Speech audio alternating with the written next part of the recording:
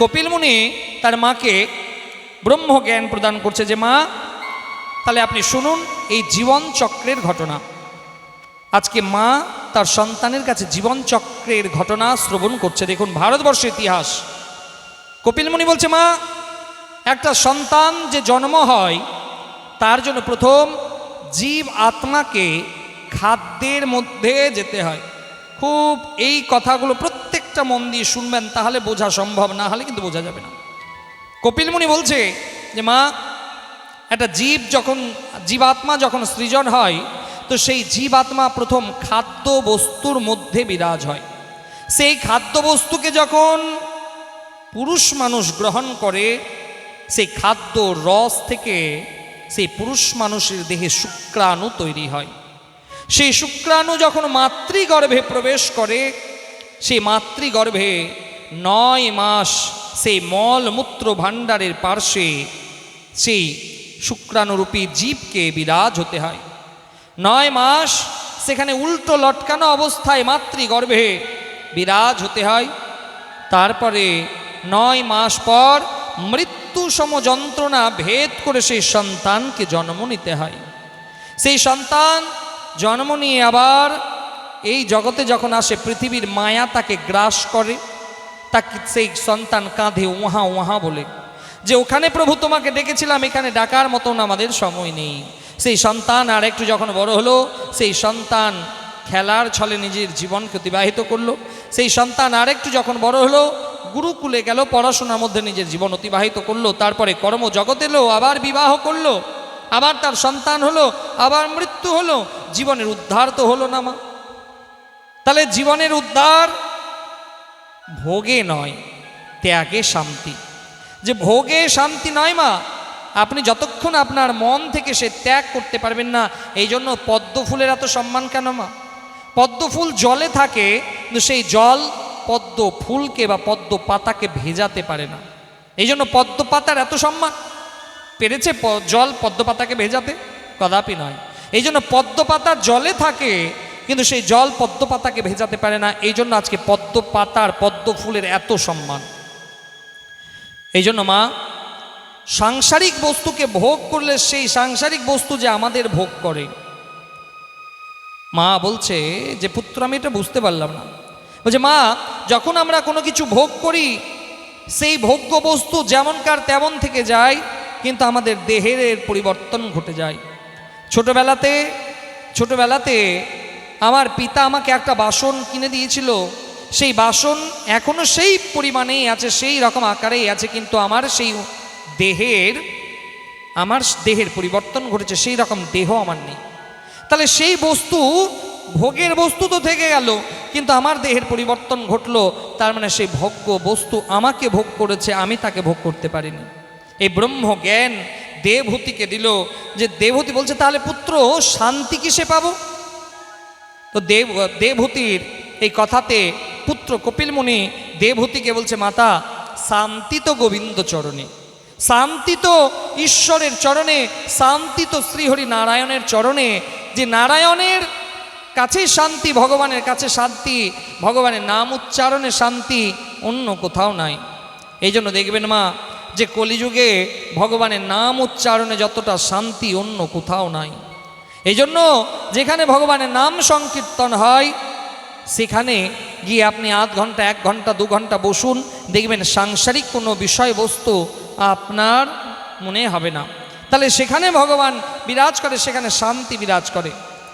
এই জন্য ভগবানের চরণে যান। সেই দেবহূতি ভগবানের নাম জপ করতে লাগলো, তার ব্রহ্ম জ্ঞান লাভ হলো। আর এদিকে কপিল মুনি উত্তর পূর্ব কোণে চলে গেল গঙ্গা সাগরে। আজও যেখানে কপিল মুনি বিরাজমান। এবার কথা আসে, হে রাজন, এবার আমি আপনাকে 6ষ্ঠ স্কন্ধে একজন ব্রাহ্মণের কথা শোনাবো। 6ষ্ঠ স্কন্ধে একজন ব্রাহ্মণ ছিল, যার 10 পুত্র, যার নাম অজামিল। সেই অজামিলের প্রসঙ্গে হে রাজন, আপনি এবার শ্রবণ করুন।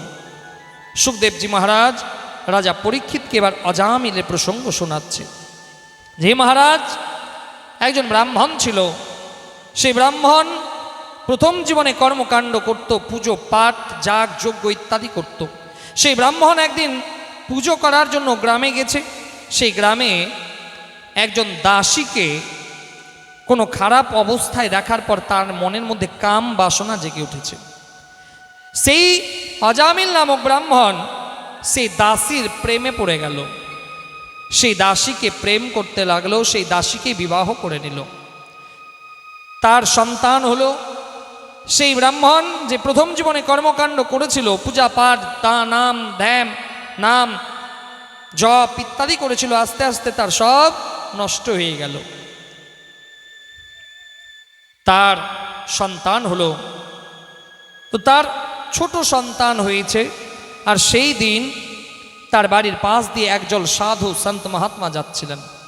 তারা সেই অজামিলের বাড়িতে গেলেন, আর গিয়ে দেখলেন যে অজামিলের গৃহে সন্তান হয়েছে। তো সেই গুরুদেব ঋষি অজামিলকে বললো, হে অজামিল, তোমার এই সন্তানের নাম তুমি নারায়ণ রেখো। অজামিল বলল, ঠিক আছে গুরুদেব। অজামিল সেই ছোট ছেলের নাম রাখলো নারায়ণ। অজামিলের 88 বছর বয়স।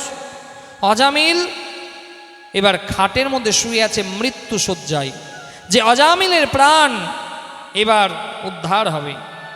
এদিকে যম তার দূতগণকে বলছে, যমদূত তোমরা যাও, নগরে গিয়ে অজামিলের প্রাণটাকে আমার এই যম লোকে নিয়ে এসো। যমদূত বলল, ঠিক আছে মহারাজ, আমরা যাব। তো এই যমদূত ছুটল সেই নগরে। নগরে যমদূত যখন সেই অজামিলের গৃহে প্রবেশ করেছে, অজামিল চোখ খুলে দেখছে তো ভয়ঙ্কর বড় বড় দাঁত, বড় বড় নখ, শরীরে অনেক লোম, ভয়ঙ্কর কদাকার, ভয়ঙ্কর চেহারা। তো অজামিল অত্যন্ত ভয়ভীত হলো, ভয় পেল। তো মানুষ যখন ভয় পায় তখন তো তার সন্তানকে ডাকে বাবা। তো অজামিল তার ছোট ছেলেকে ডাকছে নারায়ণ নারায়ণ নারায়ণ বলে।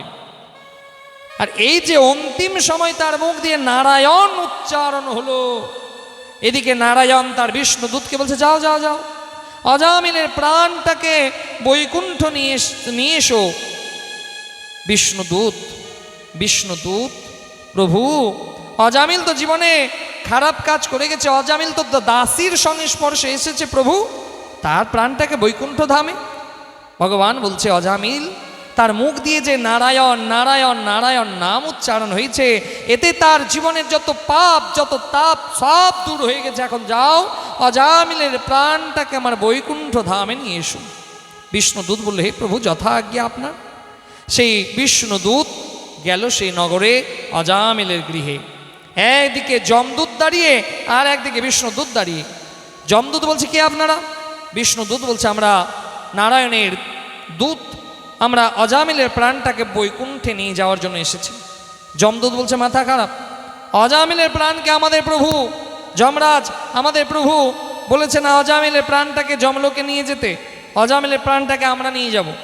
বিষ্ণুদূত বলছে, না, অজামিলের প্রাণটাকে আমরা নিয়ে যাব, কারণ অজামিল মৃত্যুর সময় নারায়ণ নারায়ণ উচ্চারণ করেছে, তো অজামিলের প্রাণটাকে আমরা নিয়ে যাব। যমদূত বলছে, না, আমরা নিয়ে যাব, আর বিষ্ণুদূত বলছে, আমরা নিয়ে যাব। এইরকম করতে করতে তারা বিষ্ণুদূতের কাছে যমদূত পরাস্ত হলো। যমদূত যমকে গিয়ে বলছে, হে প্রভু, এই প্রথম আমরা খালি হাতে ফিরলাম। কারণ বলছে মা যে আমাদের যখন মৃত্যু হয় সেই সময় যম তার দূতগণকে পাঠায় আমাদের প্রাণটাকে যমলোকে নিয়ে যাওয়ার জন্য। তাহলে আমরা বুঝবো কেমন করে মা যে কার প্রাণ যমলোকে গেল আর কার প্রাণ বৈকুণ্ঠ ধামে গেল? কেমন করে বুঝবো? জানার ইচ্ছা আছে মা? তাহলে কি বলতে হবে? এত আস্তে কেন, একটু জোরে বলুন না। ওহো, বোধহয় আপনাদের ভাসুর মামা শ্বশুর চলে এসছে না, লজ্জা লাগছে জোরে বলতে। বলো রাধে রাধে। তা আমরা বুঝবো কেমন করে যে কোন মানুষটা যমলোকে গেল না কোন মানুষটা দেবলোকে গেল? বলছে মা, মরার সময় কেউ যদি মল ত্যাগ করে মারা যায়, মরার সময় কেউ যদি মূত্র ত্যাগ করে মারা যায়, তাহলে বুঝে নিতে হবে তার প্রাণটাকে যমলোকে যমদূত নিয়ে গেছে। আর মরার সময় কেউ হাসতে হাসতে কথা বলতে বলতে যদি মরে যায়, তাহলে বুঝে নিতে হবে তার প্রাণটাকে বৈকুণ্ঠ ধামে নারায়ণ নিয়ে গেছে। আমাদের সমাজে এরকম অনেক মানুষ আছে, দেখবেন হাসতে হাসতে কথা বলতে বলতে হঠাৎ করে মৃত্যুকে প্রাপ্তি হয়ে গেল তার, তাহলে বুঝে নিতে হবে তার প্রাণটাকে বৈকুণ্ঠ ধামে শ্রীহরি নারায়ণ নিয়ে গেল। আর যে ব্যক্তি মরার সময় মল ত্যাগ করলো, মূত্র ত্যাগ করলো, তাহলে বুঝে নিতে হবে তার প্রাণটাকে যমদূত টানতে টানতে অনেক কষ্ট দিয়ে, কারণ যমদূত যখন প্রাণটাকে নিয়ে যায়, বলছে 40,000 কাঁকড়া বিছা দংশন করলে যা যেরকম যন্ত্রণা, সেই রকম যন্ত্রণা হয়। তো সেই যমদূত কাল দণ্ডে আপনার প্রাণটাকে দেহ থেকে টানে। এই জন্য একটা মরা মানুষ দেখবেন মরার সময় হাতকে মুষ্টিবদ্ধ করে নেয়, তার চোখ দিয়ে অনর্গলভাবে জল পড়ে, কথা বলার শক্তি থাকে না, শুধু আওড়াই, কথা বলতে পারে না, চোখ দিয়ে চোখাশ্রু নির্গত হয়।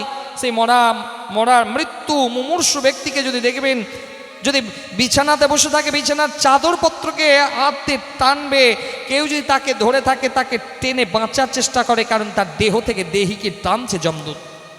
তো সেই যমদূত যমকে গিয়ে বলছে, হে মহারাজ, জীবনে আমরা প্রথম খালি হাতে ফিরে এলাম মহারাজ, আপনি তো আমাদেরকে পাঠালেন অজামিলের প্রাণটাকে নেওয়ার জন্য, কিন্তু অজামিল যে ওদিকে মৃত্যুর সময় ভগবান নারায়ণের নাম করে নিয়েছে, আর বিষ্ণু দূত চলে গেছে অজামিলের প্রাণটাকে নিয়ে যেতে। হে প্রভু, এটা কেন হলো প্রভু? এইখানে যমরাজ এই ভাগবত মহাপুরাণের মধ্যে একটা যে শ্লোক বলেছে মা, এই শ্লোকে 12 জন বৈষ্ণব ধর্মের প্রতিষ্ঠাতার কথা বলেছে। 12 জন বৈষ্ণব ধর্মের প্রতিষ্ঠাতা এই শ্লোকের মধ্যে বলা হয়েছে। স্বয়ং যমরাজ বলছে, আমার কথা নয়, শ্রীমদ্ ভাগবত মহাপুরাণে 6ষ্ঠ স্কন্ধে যমরাজ তার দূতকে বলছে 12 জন বৈষ্ণব ধর্মের প্রতিষ্ঠাতা। তো যমরাজ বলছে এই শ্লোকের মধ্যে 12 জনের নাম আমরা পাবো। প্রথমে শ্লোকটা আমরা শুনে নেব, তারপরে 12 জনের নামকে আমরা জানবো। বলো রাধে রাধে।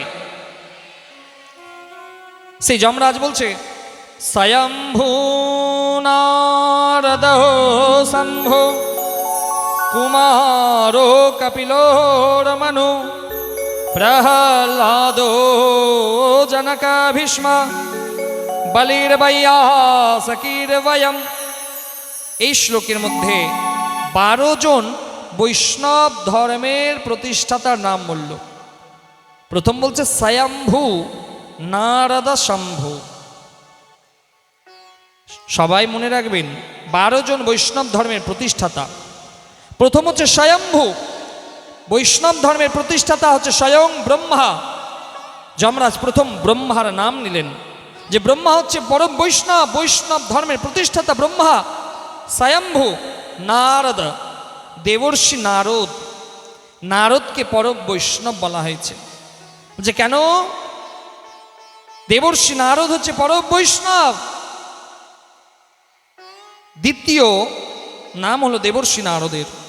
তৃতীয় স্বয়ম্ভু নারদ শম্ভু, শম্ভু মানে মহাদেব। 3 নম্বরে নাম আসে দেবাদিদেব মহাদেবের। কিন্তু আবার যদি আপনি বলেন শ্রেষ্ঠ বৈষ্ণবকে, বৈষ্ণবা নাম যথা শম্ভু, যে বৈষ্ণবদের মধ্যে শ্রেষ্ঠ যদি উল্লেখ করতে হয় তাহলে মহাদেবের নাম আসে। মহাদেব হচ্ছে পরম বৈষ্ণব, শ্রেষ্ঠ বৈষ্ণব। মহাদেবের মতন বড় বড় বৈষ্ণব দ্বিতীয় নাস্তি কেউ হয়নি। তাহলে 3 জন বৈষ্ণবের নাম আমরা জানলাম। স্বয়ম্ভু মানে ব্রহ্মা, দেবর্ষি নারদ, মহাদেব। স্বয়ম্ভু নারদ শম্ভু। কুমার, ব্রহ্মার যে 4 মানস পুত্র, সনক, সনন্দ, সনাতন, সনত কুমার, এই 4 পুত্র, 4 ঋষি, এরা হচ্ছে পরম বৈষ্ণব ধর্মের প্রতিষ্ঠাতা। কুমারো কপিলোর মনু, একটু আগে যার কথা আমরা শুনলাম কপিল মুনি, সেই কপিল মুনি হচ্ছে বৈষ্ণব ধর্মের প্রতিষ্ঠাতা। মনু মহারাজ, এই মনু মহারাজ এও হচ্ছে বৈষ্ণব ধর্মের প্রতিষ্ঠাতা। কুমারো কপিলোর মনু। প্রহ্লাদো, প্রহ্লাদের নাম শুনেছেন না মা? হ্যাঁ না? তো সেই প্রহ্লাদ হচ্ছে পরম বৈষ্ণব। প্রহ্লাদো জনকো ভীষ্ম, মহারাজ জনক সে হচ্ছে পরম বৈষ্ণব ধর্মের প্রতিষ্ঠাতা। জনকো ভীষ্ম। পিতামহ ভীষ্ম, তিনিও বৈষ্ণব ধর্মের প্রতিষ্ঠাতা। জনকো ভীষ্ম। বলি, মহারাজ বলি, তিনিও তিনিও পরব বৈষ্ণব। বৈয়াসকি, বৈয়াসকি মানে সুখদেবজি মুনির মহা এখানে কথা বলা হয়েছে। সুখদেবজি মুনি, ব্যাস পুত্র সুখদেব, সে হচ্ছে পরব বৈষ্ণব, এমনকি বৈষ্ণব ধর্মের প্রতিষ্ঠাতা। আর শেষের দিকে যমরাজ হাতটা নিজের দিকে করে বলছে বয়ম, বয়ম মানে আমরা। যমরাজও বৈষ্ণব ধর্মের প্রতিষ্ঠাতার মধ্যে যমরাজেরও নাম আছে। শেষে যমরাজ নিজের দিকে হাত করে বলছে বয়ম মানে আমরাও। এই 12 জন বৈষ্ণব ধর্মের প্রতিষ্ঠাতা এরা। আর এই 12 জনের মধ্যে শ্রেষ্ঠ বৈষ্ণব হচ্ছে বৈষ্ণবানাম যথাসম্ভু। এই জন্য শিবাশ্চ হৃদয়ম বিষ্ণু, বিষ্ণুশ্চ হৃদয়ম শিবা। যে মহাদেব বিষ্ণুর হৃদয়ে বাস করেন, আর সেই বিষ্ণুর হৃদয়ে মহাদেব বাস করেন। এই জন্য বলছে মা, যে মহাদেবকে যদি না যান, মহাদেবের কাছে যদি না যান, মহাদেবের পুজো যদি না করেন, তাহলে কিন্তু গোবিন্দকে পাওয়া যাবে না। এই জন্য গোবিন্দকে পেতে গেলে, কৃষ্ণকে পেতে গেলে মহাদেবের সেবা কিন্তু করতেই হয়। আর মহাদেবের সেবা করতে গেলে মহাদেবের সব থেকে প্রিয় পাতা কি? কি পাতা? বেল পাতা। মহাদেব বেল পাতাতে খুব প্রসন্ন হয়ে যায়। মহাদেবকে একটা যদি কেউ বেলপাতা দেয়, মহাদেব খুব প্রসন্ন হয়ে যায়। তো এই বেলপাতা কিছুদিন ভাঙতে নিষেধ বলা হয়েছে শিব পুরাণে। কয়েকটা দিন বেলপাতাকে ভাঙতে নাই। জানার ইচ্ছে আছে? তাহলে কি বলতে হবে? এত আস্তে কেন, জোরে বলুন। তো বলছে মা, শিব পুরাণের কথা। শিব পুরাণে বলছে, খুব মন দিয়ে শুনুন, চতুর্থী তিথি, অষ্টমী তিথি, নবমী তিথি, দ্বাদশী তিথি, চতুর্দশী, অমাবস্যা, পূর্ণিমা, সংক্রান্তি আর সোমবার, এই দিন বেলপাতা চয়ন করতে নাই।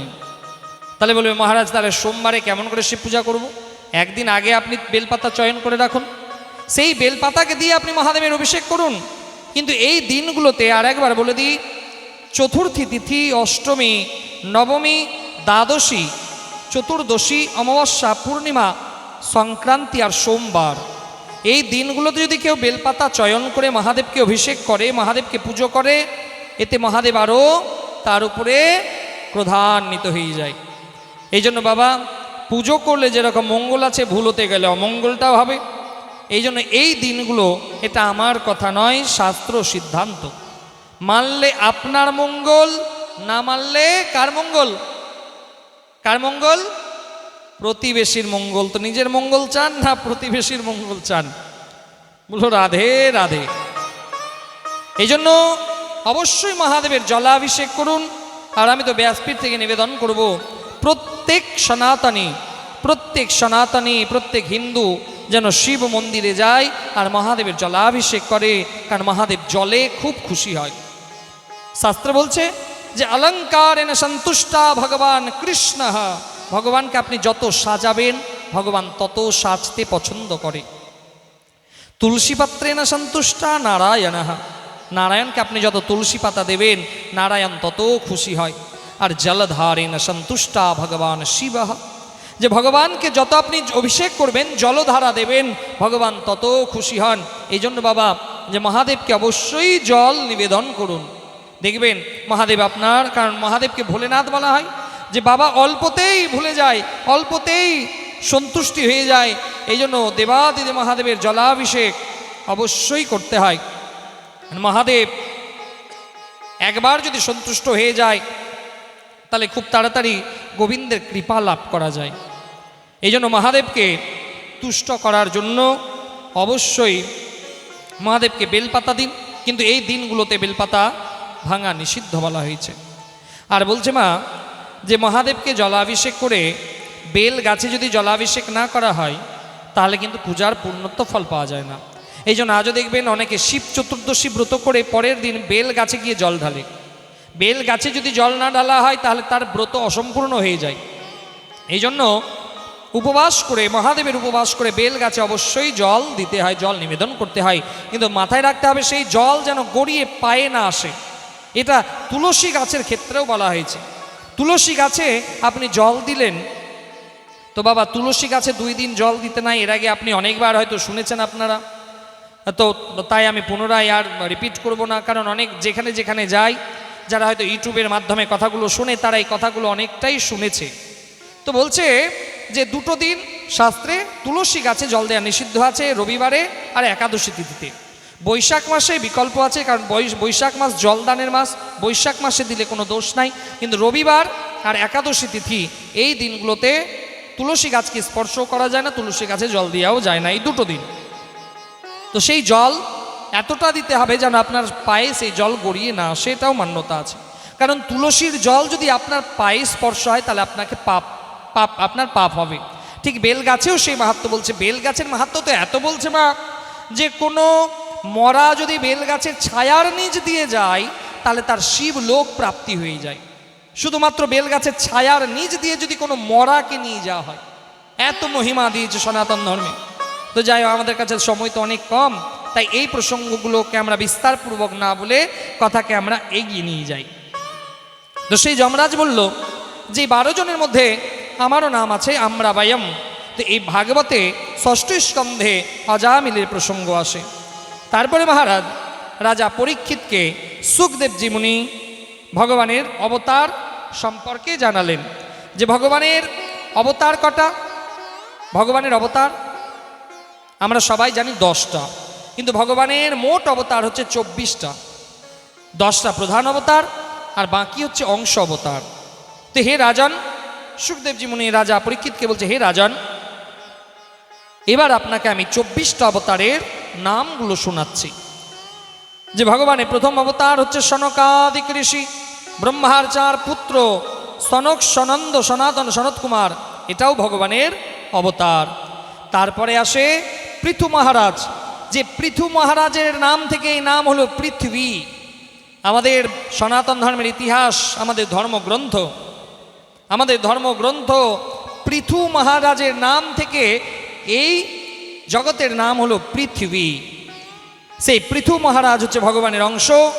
তারপরে হলো বরাহ, তারপরে হলো যজ্ঞ ভগবান, যজ্ঞেশ্বর ভগবান, তারপরে অবতার কপিল মুনি, তারপরে দত্তাত্রেয় ভগবান, তারপরে নরনারায়ণ ভগবান, তারপর ঋষভদেব ভগবান, হয়গ্রীব অবতার, মৎস্য অবতার, কুর্ম অবতার, ধন্বন্তরী অবতার, মোহিনী অবতার, শ্রীহরি অবতার, নরসিংহ ভগবানের অবতার, বামন অবতার, হংস অবতার, পরশুরাম অবতার, রাম অবতার, বেদব্যাস।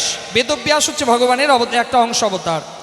নারদ ভগবানের অংশ অবতার, ভগবান কৃষ্ণ ভগবানের অবতার, বুদ্ধ ভগবানের অবতার, আর অন্তিম অবতার এখনো জন্ম নেয়নি।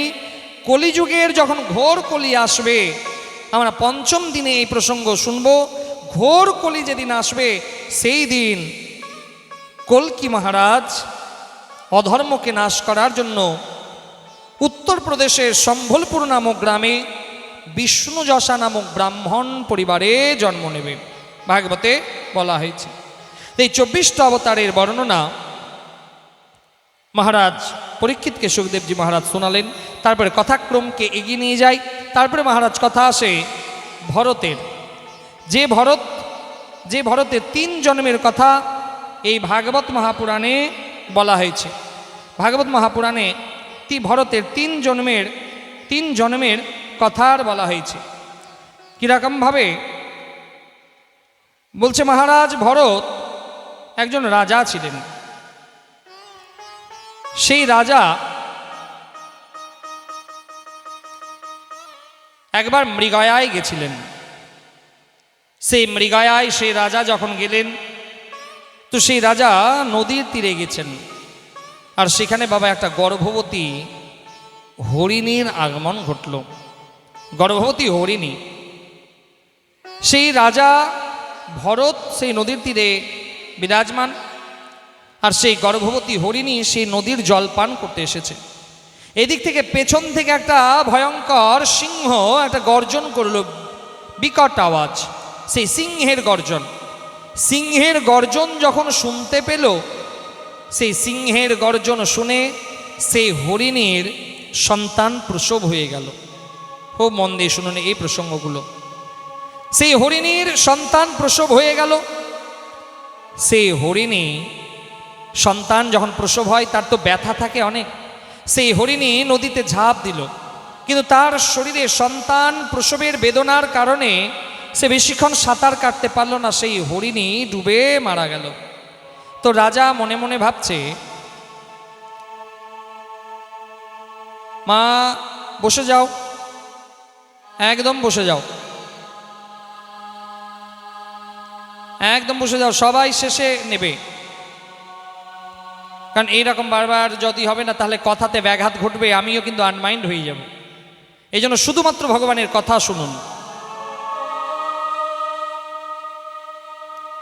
বলো রাধে রাধে। কোথায় ছিলাম, কি প্রসঙ্গ চলছিল? সেই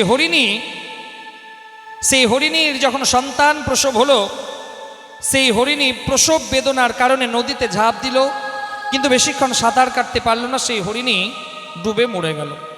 রাজা দেখলো যে সদ্য একটা হরিণের শাবক জন্ম নিয়েছে, বাচ্চা জন্ম নিয়েছে। আর রাজা মনে মনে ভাবছে, আমি তো রাজা, একে যদি ছেড়ে যায় তাহলে তো আমার তো পাপ হবে। সেই রাজা ভরত সেই হরিণের শাবককে নিয়ে বাড়িতে গেল। খুব মন দিয়ে শুনুন, যে ভরত জীবনে প্রত্যেক দিন ত্রিসন্ধ্যা করত, যে ভরত প্রত্যেক দিন ভগবানের নাম জপ করত, যাগ যজ্ঞ নাম জপ ইত্যাদি করত, কিন্তু যবে থেকে ওই হরিণের শাবক এলো, রাজা ভরত সব করা বাদ দিয়ে দিল। ভগবানের পুজো করে না, ভগবানের নাম জপ করে না, কিছুই করে না। সব সময় ওই হরিণের বাচ্চার পেছনেই হরিণ হরিণ হরিণ হরিণ করেই সব সময় সময়কে পার করে দেয়। সেই রাজা ভরত সেই হরিণের বাচ্চাকে নিয়ে ঘুমোয়, আদর করে, তার বাকি জীবনের যে আধ্যাত্মিক যে কাজগুলো ছিল সেটা সব বাদ দিয়ে দিল। নাম জপ করে না, ত্রিসন্ধ্যা করে না, ভগবানের নাম জপ করে না। এবার রাজা ভরত সবসময় হরিণ হরিণ হরিণ করেই থাকে। সেই হরিণের শাবক যখন বড় হয়েছে, একদিন গ্রামে একদল হরিণের দল এসেছে। সেই একদল হরিণকে দেখে সেই হরিণের শাবক মনে করছে, এটাই তো আমার আত্মীয়। সেই হরিণের শাবক রাজাকে ছেড়ে তাদের দলের সঙ্গে মিশে গেল। রাজার মনে অত্যন্ত কষ্ট হতে লাগলো যে আমি যাকে বড় করলাম সে আমাকে আজকে ছেড়ে চলে গেল, আমি যাকে আদর করলাম, আমি যাকে নিয়ে আসলাম ঘরে, যাকে খাওয়ালাম, যাকে বড় করলাম মানুষ করলাম, সে আমাকে ছেড়ে চলে গেল। এবার রাজা সেই হরিণ শাবকের বিয়োগে খাওয়া দাওয়াও করে না, খায় না, ঘুমোয় না, সব সময় একই কথা, হরিণ হরিণ হরিণ বলেই সব সময় তার দিন যাপন হয়। এবার সেই রাজা ভরতের মৃত্যু সময় এসেছে। মা মরার সময় রাজা ভরতের মুখ দিয়েও বলছে, হা হরিণ, তুমি আমাকে ছেড়ে চলে গেলে হরিণ, হা হরিণ, হা হরিণ। মরার সময় মানুষ যেটা মনে করে তার পরবর্তী জন্ম কিন্তু সেটাই হয়। অন্তমতি সৌগতি, অন্তমতি সৌগতি, যে মরার সময় যেটা মনে করবে সেটাই হবে। রাজা ভরতের মুখ দিয়ে মরার সময় হরিণ হরিণ হরিণ বলে মরল, পরবর্তী জন্ম হলো হরিণে। সে রাজা ভরত, তার পরবর্তী জন্ম হলো হরিণে। এবার হরিণ যখন বড় হলো, সেই হরিণের আত্মজ্ঞান কিন্তু মনে ছিল, পূর্ব জন্মের কথা মনে ছিল, যে আমি আগের জীবনে একজন রাজা ছিলাম, আর এই রাজা আমি জপ তপ করতাম, কিন্তু এই হরিণের বাচ্চাকে নেয়ার ফলে আমার সব কিছু ছুটে গেল, আর সেই হরিণ আমাকে একদিন ছেড়ে চলে গেল। এই জন্মের কথা কিন্তু ওই হরিণ জন্মে মনে ছিল। তো সেই হরিণ মনে মনে ভাবছে, না, আমাকে আমার জীবনের উদ্ধার হতে হবে, আমার জীবনে আমাকে ঈশ্বর প্রাপ্তি করতে হবে, আমার জীবনে যেন ভগবানের প্রাপ্তি হয়ে যায়। সেই হরিণ কিছুদিন বাঁচার পরে হরিণের উদ্ধার হয়ে গেল। সেই হরিণের প্রাণ মানে রাজা ভরত প্রথম জন্ম হলো হরিণে, তারপরের জন্ম হলো একজন ব্রাহ্মণ পরিবারে। ঘটনাক্রমে এই তৃতীয় জন্মে সেই রাজা ভরতের নাম থাকলো ভরত, ঘটনাক্রমে। তো সেই ব্রাহ্মণের 3টা সন্তান, সেই ব্রাহ্মণ সন্তানকে বড় করতে লাগে। তো রাজা ভরত যখন এই ব্রাহ্মণ পরিবারের ছোট সন্তান রূপে এসছে, তার নামও ভরত। তো সেই ব্রাহ্মণ ভরতকে একদিন বলছে যে বাবা, তুমি তো ব্রাহ্মণের সন্তান, তোমাকে পুজো পাঠ করতে হবে, তোমাকে ভগবানের নাম কীর্তন করতে হবে, যজ্ঞ করতে হবে, তো তোমাকে আমি মন্ত্র শেখাবো। হ্যাঁ পিতা, ঠিক শেখান। তো এবারে সেই ব্রাহ্মণ দেবতা তার সন্তানকে, ছোট ছেলেকে মন্ত্র শেখাচ্ছে, গায়ত্রী মন্ত্র। তো গায়ত্রী মন্ত্র তো বাবা মাইকে বলতে নাই, আমি ব্যাসপীঠ থেকে নিবেদন করবো, কারণ গায়ত্রী মন্ত্র হচ্ছে বেদ মন্ত্র। আর গায়ত্রী মন্ত্র একদম ভুল করেও মাইকে বাজানো নিষিদ্ধ। যারা বিদ্বান ব্রাহ্মণ পণ্ডিত হয় তারা কদাপি গায়ত্রী মন্ত্র জোরে উচ্চারণ করে পাঠ করবে না। যজ্ঞের ক্ষেত্রে যখন গায়ত্রী মন্ত্রের উচ্চারণের বেলা আসে, তখন সেই ব্রাহ্মণ মনে মন গায়ত্রী মন্ত্র পাঠ করে, শুধু তার মুখ দিয়ে স্বাহা কথাটা বেরোয়। কিন্তু এখন তো বাবা বাড়িতে কলিং বেল গায়ত্রী মন্ত্র, মোবাইলের রিংটোন গায়ত্রী মন্ত্র, এটা কদাপি উচিত নয়। বলছে মন্ত্রের অপব্যবহার যদি হয় তাহলে বিনাশ হবে। গায়ত্রী মন্ত্র যত্রতত্র ন প্রকাশ হতে, গায়ত্রী মন্ত্র ভুল করেও বাজানো নিষিদ্ধ। কারণ মন্ত্রের অপব্যবহার যদি হয় তাহলে মন্ত্রের বিনাশ কিন্তু আপনাকে পেতে হবে। কারণ বলছে মা যে মন্ত্রের অপব্যবহার যদি হয় তাহলে একটা ভাইব্রেশন তৈরি করবে, যে তরঙ্গ তৈরি করবে, সেই তরঙ্গ আপনার হৃদয়ে গিয়ে আপনার হৃদয়কে কমজোর করবে, আর আপনার মৃত্যুর কারণ হবে সেটা। এই জন্য ভুল করে গায়ত্রী মন্ত্র মাইকে বাজানো নিষিদ্ধ, গায়ত্রী মন্ত্র মোবাইলে বাজানো নিষিদ্ধ, গায়ত্রী মন্ত্র রিংটোন বাজানো নিষিদ্ধ। গায়ত্রী মন্ত্রকে ভুল করেও বাজানো যাবে না, কারণ গায়ত্রী হচ্ছে বেদ মন্ত্র। গায়ত্রী মন্ত্র একদম নিস্তব্ধ, গায়ত্রী মন্ত্র গায়ন করা যায় না। তো এবার যখন রাজা, যখন ব্রাহ্মণ সে ভরতকে মন্ত্র শেখাচ্ছে, তো ভরত মনে মনে ভাবছে যদি আমার বাবা আমাকে মন্ত্র শেখায় আর আমি মন্ত্র যদি শিখে যাই, তাহলে তো আমার বাবা আমাকে লোকের বাড়িতে পুজো করতে পাঠাবে, সেই পুজো করে আমাকে আবার দক্ষিণা দেবে। সেই দক্ষিণা যখন আমি বাড়িতে নিয়ে আসব, তখন আমার বাবা বলবে তুমি রোজগার করতে শিখে গেছো, এবার তুমি বিয়ে করো। আর যখন আমার বিয়ে হবে, আমার সংসার হবে, আবার ছেলে মেয়ে হবে, তাহলে আমার আবার জীবনচক্র ওই সংসারের মধ্যেই আবদ্ধ থেকে যাবে, আমার ঈশ্বর প্রাপ্তি হবে না। তো সেই ভরত বাবা যখন এক একটা মন্ত্র শ্লোক শেখাচ্ছে, একটা মন্ত্র শেখাচ্ছে, সেই ভরত কিন্তু মন্ত্র বলছে না, তোতলাচ্ছে। তো বাবা রেখে কি বলছে, দূর, তোর দ্বারা মন্ত্র পাঠ হবে না। যে যার 3 জন্মের আগেকার জ্ঞান যার মস্তিষ্কে বিরাজমান, 3 জন্মের আগের ইতিহাস যে জানে, সে বালক তো অজ্ঞানী নয়, সে পূর্ণ জ্ঞানী। কিন্তু বাবার শেখানোতে মন্ত্র উচ্চারণ করছে না। যদি আমি মন্ত্র উচ্চারণ করি, বাবা আমাকে পুজো পাঠ করতে পাঠাবে, আমার বিবাহ হবে, আমার সন্তান হবে, আমাকে আবার ওই সংসারের মধ্যেই সীমাবদ্ধ থাকতে হবে। আর আমার জন্ম তো সংসারের জন্য হয়নি, আমার জন্ম হয়েছে ভগবত প্রাপ্তির জন্য। সেই ভরত কিন্তু মন্ত্র পাঠ করল না। তার বাবা রেগে গেল, এর দ্বারা হবে না, এই জড় পদার্থ। এই জড় পদার্থ বলাতে সেই ভরতের নামের আগে জড় কথাটা লাগলো, এর নাম হলো জড় ভরত।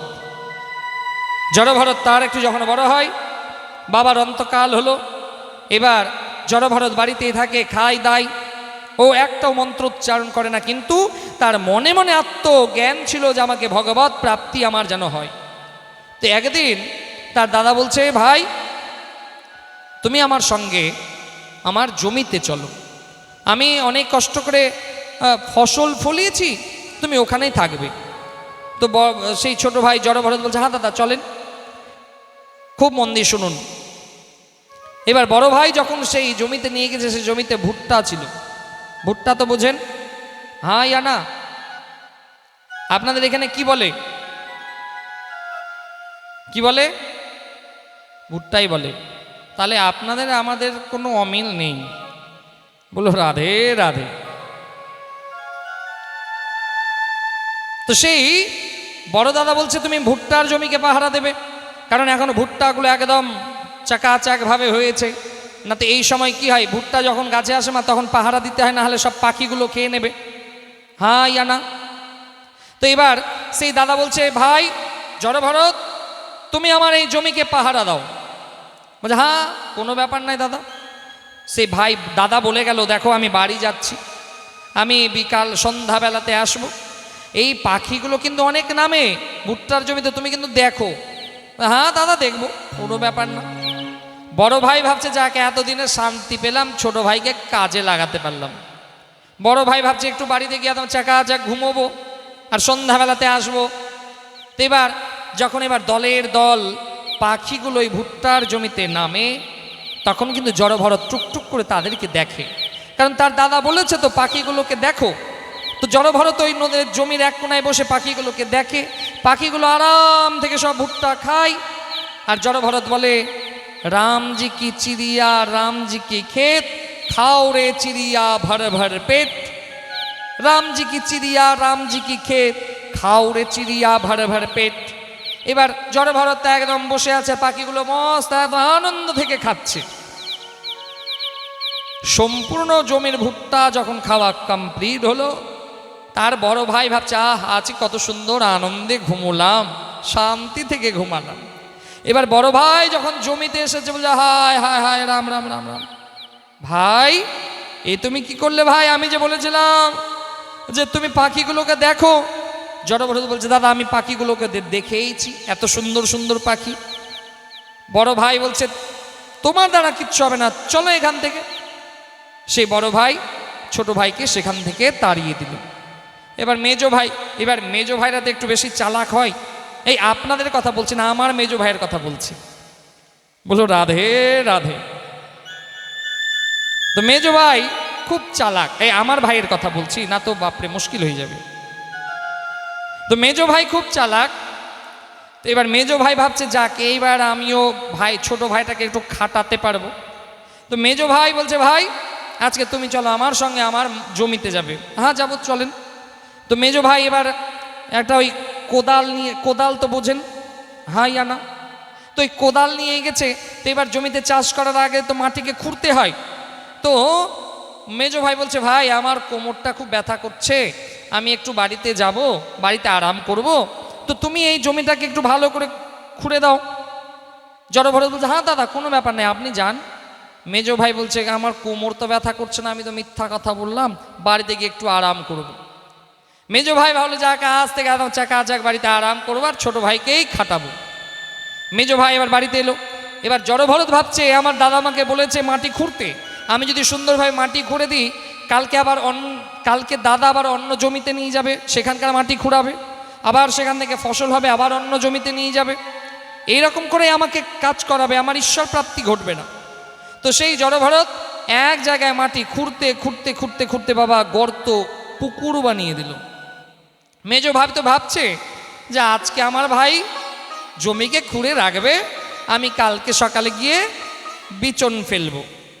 এইবার মেজো ভাই যখন এসে দেখছে পুকুর, মেজো ভাই বলছে, হায় হায় হায় হায় রাম রাম রাম রাম। ভাই এ কি করলে? জড়ভরত বলছে, দাদা এটাই তো আমি করলাম। মেজো ভাই এত রাগলো যে ছোট ভাইকে ঘর থেকে বের করে দিল, ভাগো এখান থেকে, ভেগে যাও। আজকে জড়ভরতের মনে হলো যে এবার আমার ঈশ্বর প্রাপ্তি হবে। কেন?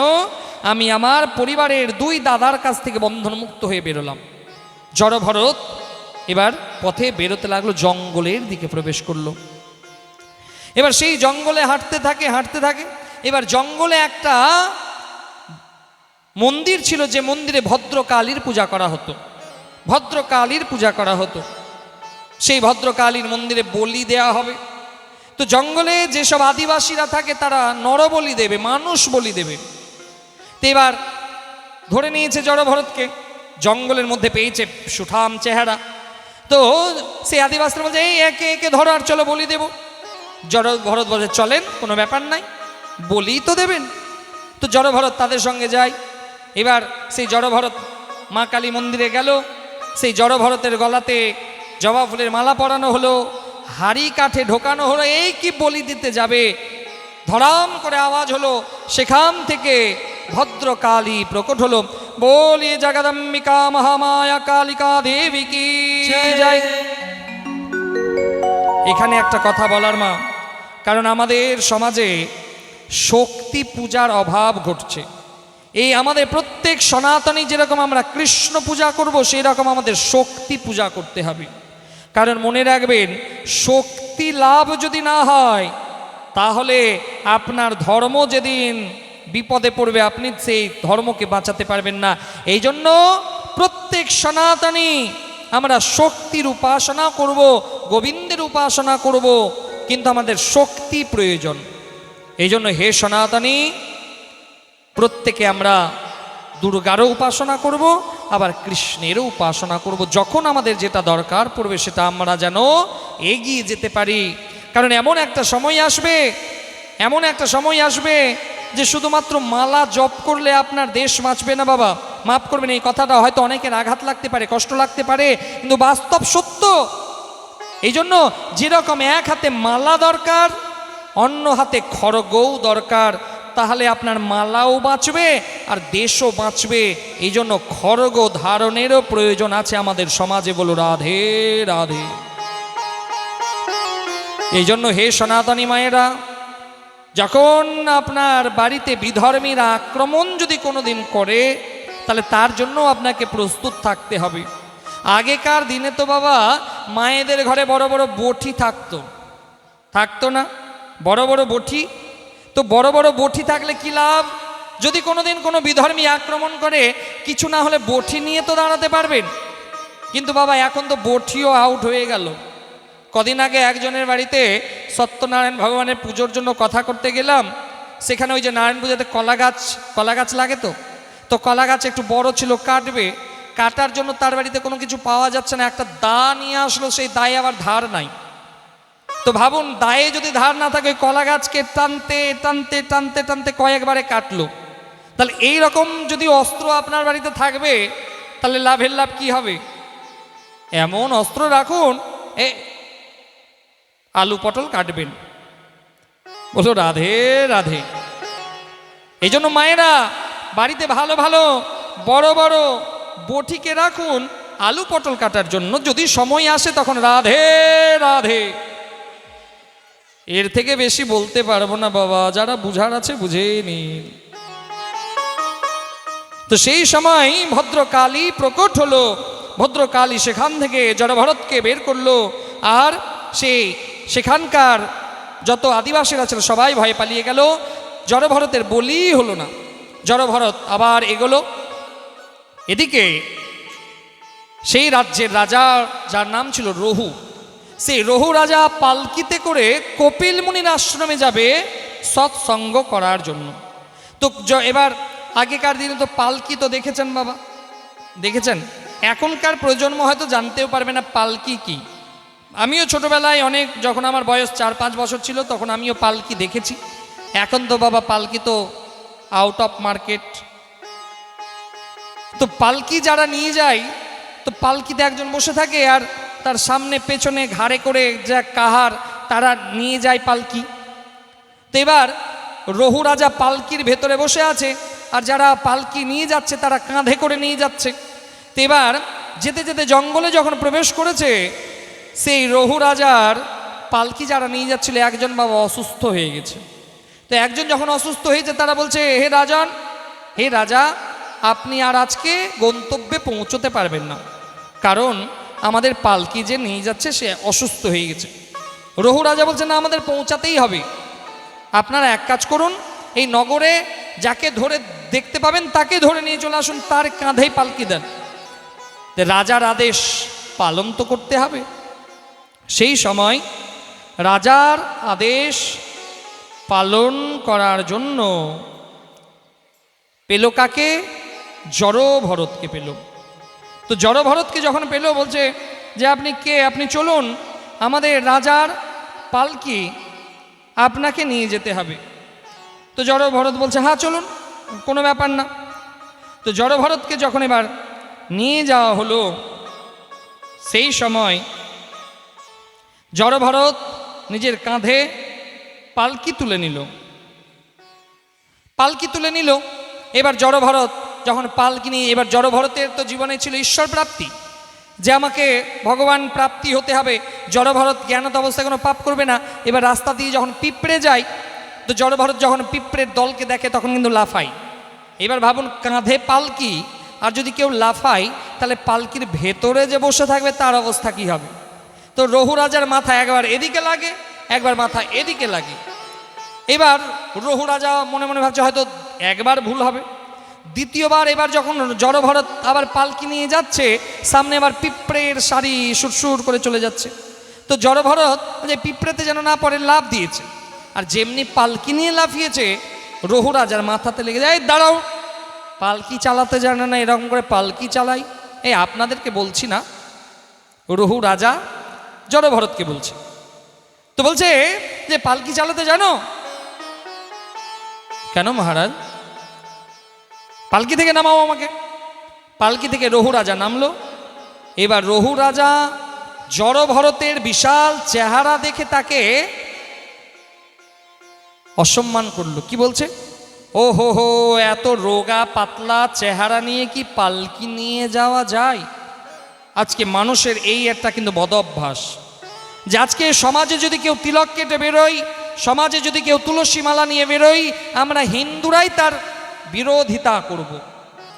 আজকে দেখবেন বাবা,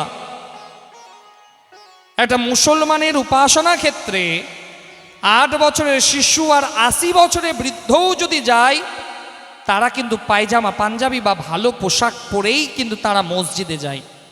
কিন্তু হিন্দুরা মন্দিরে যাবে, ভাগবত শুনতে যাবে, কীর্তন শুনতে যাবে, এদের ধুতি পরে আসতে বাবা খুব লজ্জা লাগে। হ্যাঁ, আপনাদের কথা বলছি না, আপনারা তো খুবই ভালো। এবার দেখবেন মা, কেউ কেউ রাস্তা কেটে একদম বেরিয়ে যাবে। এবার দেখবেন, এবার রাস্তার দিকে একটু খেয়াল রাখবেন না, এই কথা বলার পরে আর উঠার সাহস পাবে না, বলো রাধে রাধে। এই জন্য হিন্দু সনাতনীরা মন্দিরে যাবেন, পবিত্রতার সহিত যান। মন্দিরে গেলে ধুতি পরে যান, পায়জামা পাঞ্জাবি পরে যান। কিন্তু বাবা ওই লুঙ্গি, ওটা কিন্তু ওই লুঙ্গি ড্যান্সেই ভালো লাগে, হিন্দু সনাতন ধর্মের ধর্ম অনুষ্ঠানে ভালো লাগে না। এই জন্য সেই জড়ভরত সেখানে দাঁড়িয়ে, আর রঘু রাজা জড়ভরতকে দিকে উপহাস করলো, এত রোগা পাতলা চেহারা, আপনি কি পালকি বইতে পারেন? এটা কথা কিন্তু বাবা জড়ভরতের মাইন্ডে লেগেছে, জড়ভরতের আত্ম অভিমানে লেগেছে।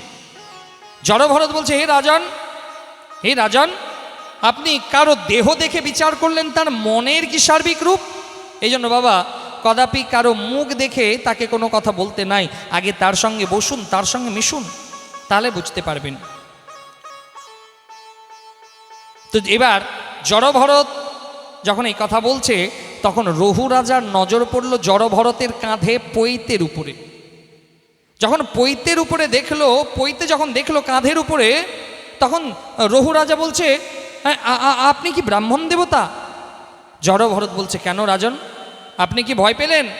বলছে, না, আমি শিবের ত্রিশূলকে ভয় পাই না, ইন্দ্রের বজ্রকে ভয় পাই না, যমের কালদণ্ডকে ভয় পাই না, কিন্তু আমি একজনকে ভয় পাই, সে হচ্ছে ব্রাহ্মণ।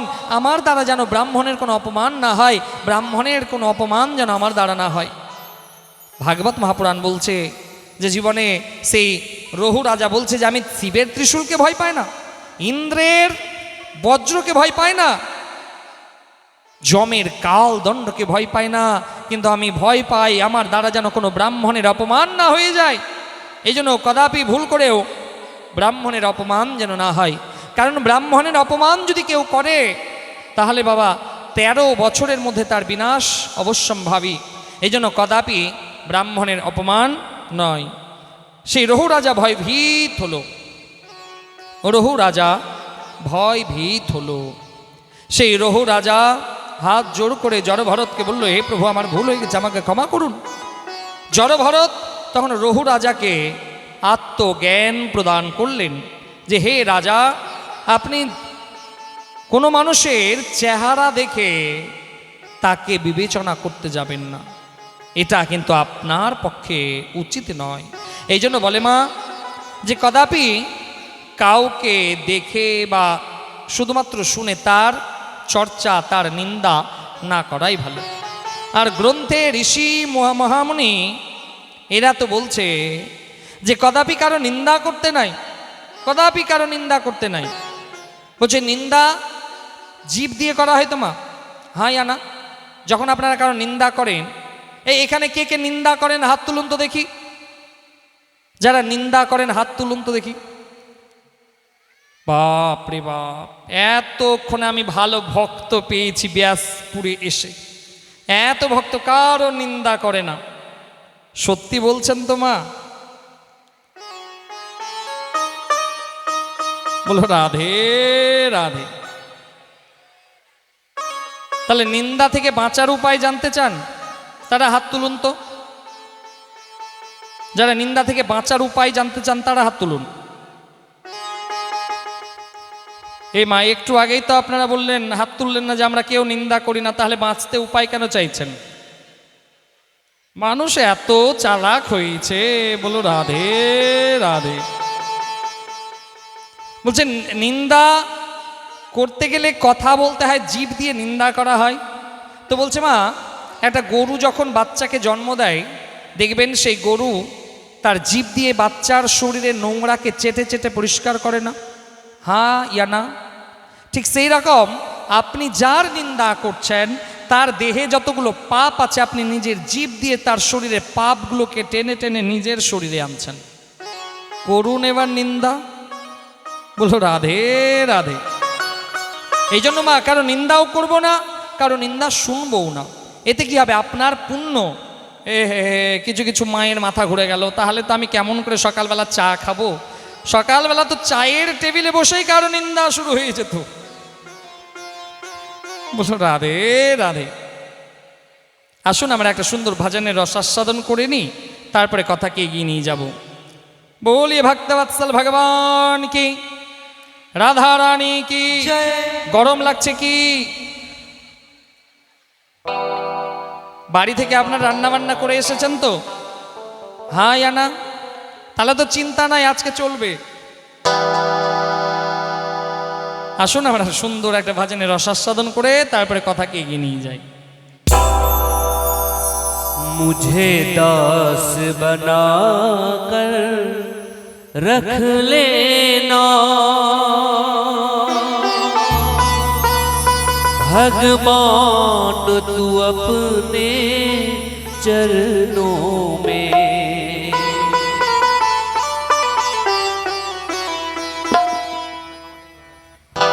मुझे दास बना कर रख लेना भगवान तू अपने चरणों में। मुझे दास बना कर रख लेना भगवान तू अपने चरणों में। मुझे दास बना कर रख लेना।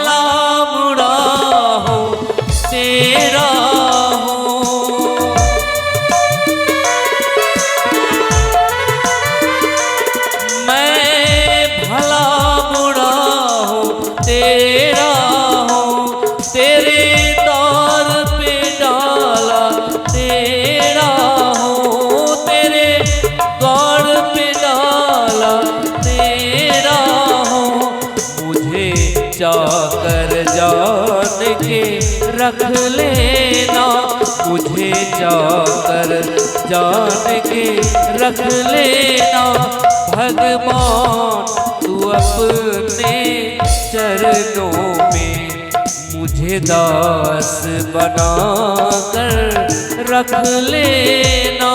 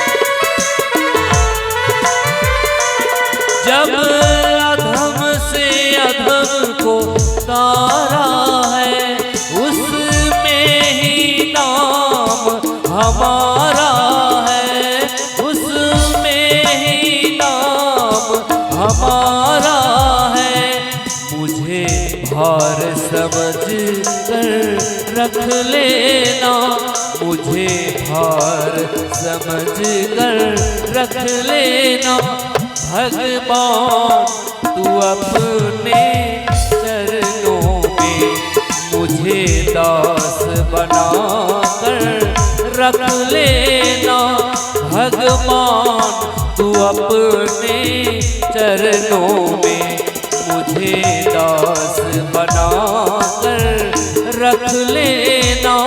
भगवान तू अपने चरणों में, भगवान तू अपने चरणों में, भगवान हमारे चरणों में। बोलिए भक्तवत्सल भगवान की जय। এবার কথাকে এগিয়ে নিয়ে যাই। এবার আমরা সপ্তমী স্কন্ধে প্রবেশ করছি। সুখদেব জীবনী রাজা পরীক্ষিতকে বলছে, হে রাজন, এবার আপনাকে সপ্তমী স্কন্ধের কথা শ্রবণ করাই। যে কশ্যপের স্ত্রী দিতি, সেই দিতির সান্ধ্যকালীন, খুব মন দিয়ে শুনবেন মায়েরা, সান্ধ্যকালীন ইচ্ছে হলো পুত্র লাভের। সেই সময় কশ্যপ দিতিকে বলছে, দেখো সন্ধ্যার সময় স্ত্রী পুরুষ মিলন করতে নেই, কারণ সন্ধ্যার সময় স্ত্রী পুরুষ মিলন করে যে সন্তান উৎপন্ন হবে সে কিন্তু দেবতা হবে না, রাক্ষস হবে। এই জন্য মা সন্ধ্যার সময় কদাপি স্ত্রী পুরুষের মিলনে শাস্ত্রে নিষিদ্ধ বলা হয়েছে। কারণ এই সময় যে সন্তান গর্ভে আসবে, এই সন্তান হবে রাক্ষস, অসুর প্রকৃতির। কশ্যপের এই কথা দিতি কিছুতেই শুনল না। দিতির গর্ভে এই সান্ধ্যকালীন সন্তান এলো। কশ্যপ বলে দিল, দিতি তোমার গর্ভে দেবতা নয় অসুর জন্মাবে। এই দুই অসুর হিরণ্যকশিপু আর হিরণ্যাক্ষ, দুই ভাই, এই দুই অসুর জন্ম নিল। এবার সেই হিরণ্যাক্ষ আর হিরণ্যকশিপু, হিরণ্যাক্ষকে ভগবান বরাহ অবতার ধারণ করে হিরণ্যাক্ষকে উদ্ধার করলেন। হিরণ্যকশিপুর খুব রাগ হলো, যে নারায়ণ আমার দাদাকে বধ করেছে আমি তাকেও জীবিত রাখব না। হিরণ্যকশিপু তপস্যা আরম্ভ করলেন ব্রহ্মার। কি তপস্যা? যে হে ব্রহ্মদেব, যেন আমি অমরত্ব লাভ হয়ে যায়, আমি অমর হয়ে যাই। ব্রহ্মার তপস্যা করছে, হাজার হাজার বছর তপস্যা করছে। এদিকে হিরণ্যকশিপুর স্ত্রী ছিল কয়াধু। এ মা, এদের খুবই তাড়াহুড়া, এরা আসবে আর ঘুরে চলে যাবে। এই জন্য ব্যাসপীঠ থেকে নিবেদন যে হয় তোমরা বসো, আর না হলে, কারণ এই বান্ধবী যদি জোগাড় হয়ে যায় তাহলে বাবা জীবনের সর্বনাশ হবে।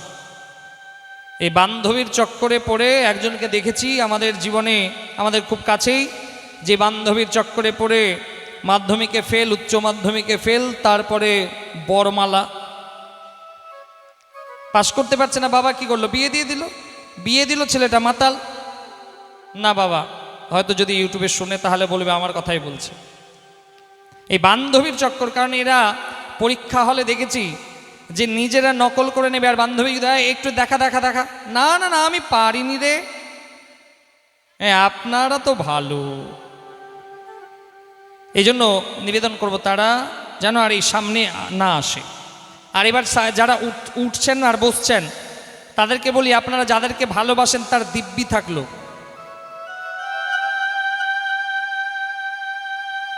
যেসব মায়েরা উঠে যাচ্ছেন তাদের স্বামীর যাকে খুব ভালোবাসেন তার দিব্যি থাকলো, উঠুন। কেমন লাগে বলো? রাধে রাধে। তো হিরণ্যকশিপুর স্ত্রীর নাম কয়াধু, কয়াধুর গর্ভে সন্তান ছিল। সেই সময় দেবরাজ ইন্দ্র কয়াধুকে নিয়ে যাবে নিজের রাজসভাতে নর্তকী করার জন্য। আর সেই সময় দেবর্ষি নারদ এসে উপস্থিত। দেবর্ষি নারদ বলছে, দেবরাজ ইন্দ্র আপনি কি করছেন? দেবরাজ ইন্দ্র বলছে, হে প্রভু, হে দেবর্ষি নারদ, এ তো অসুরের স্ত্রী, একে আমি নিয়ে যাব আমার স্বর্গে অপ্সরা করার জন্য, স্বর্গে নর্তকী করব। দেবরাজ ইন্দ্র, আপনার মাথা কি খারাপ হয়ে গেছে? কেন? আপনি জানেন না এই মায়ের গর্ভে সন্তান, আর মায়ের গর্ভে যখন সন্তান থাকে তাকে যত্রতত্র নিয়ে যেতে নাই।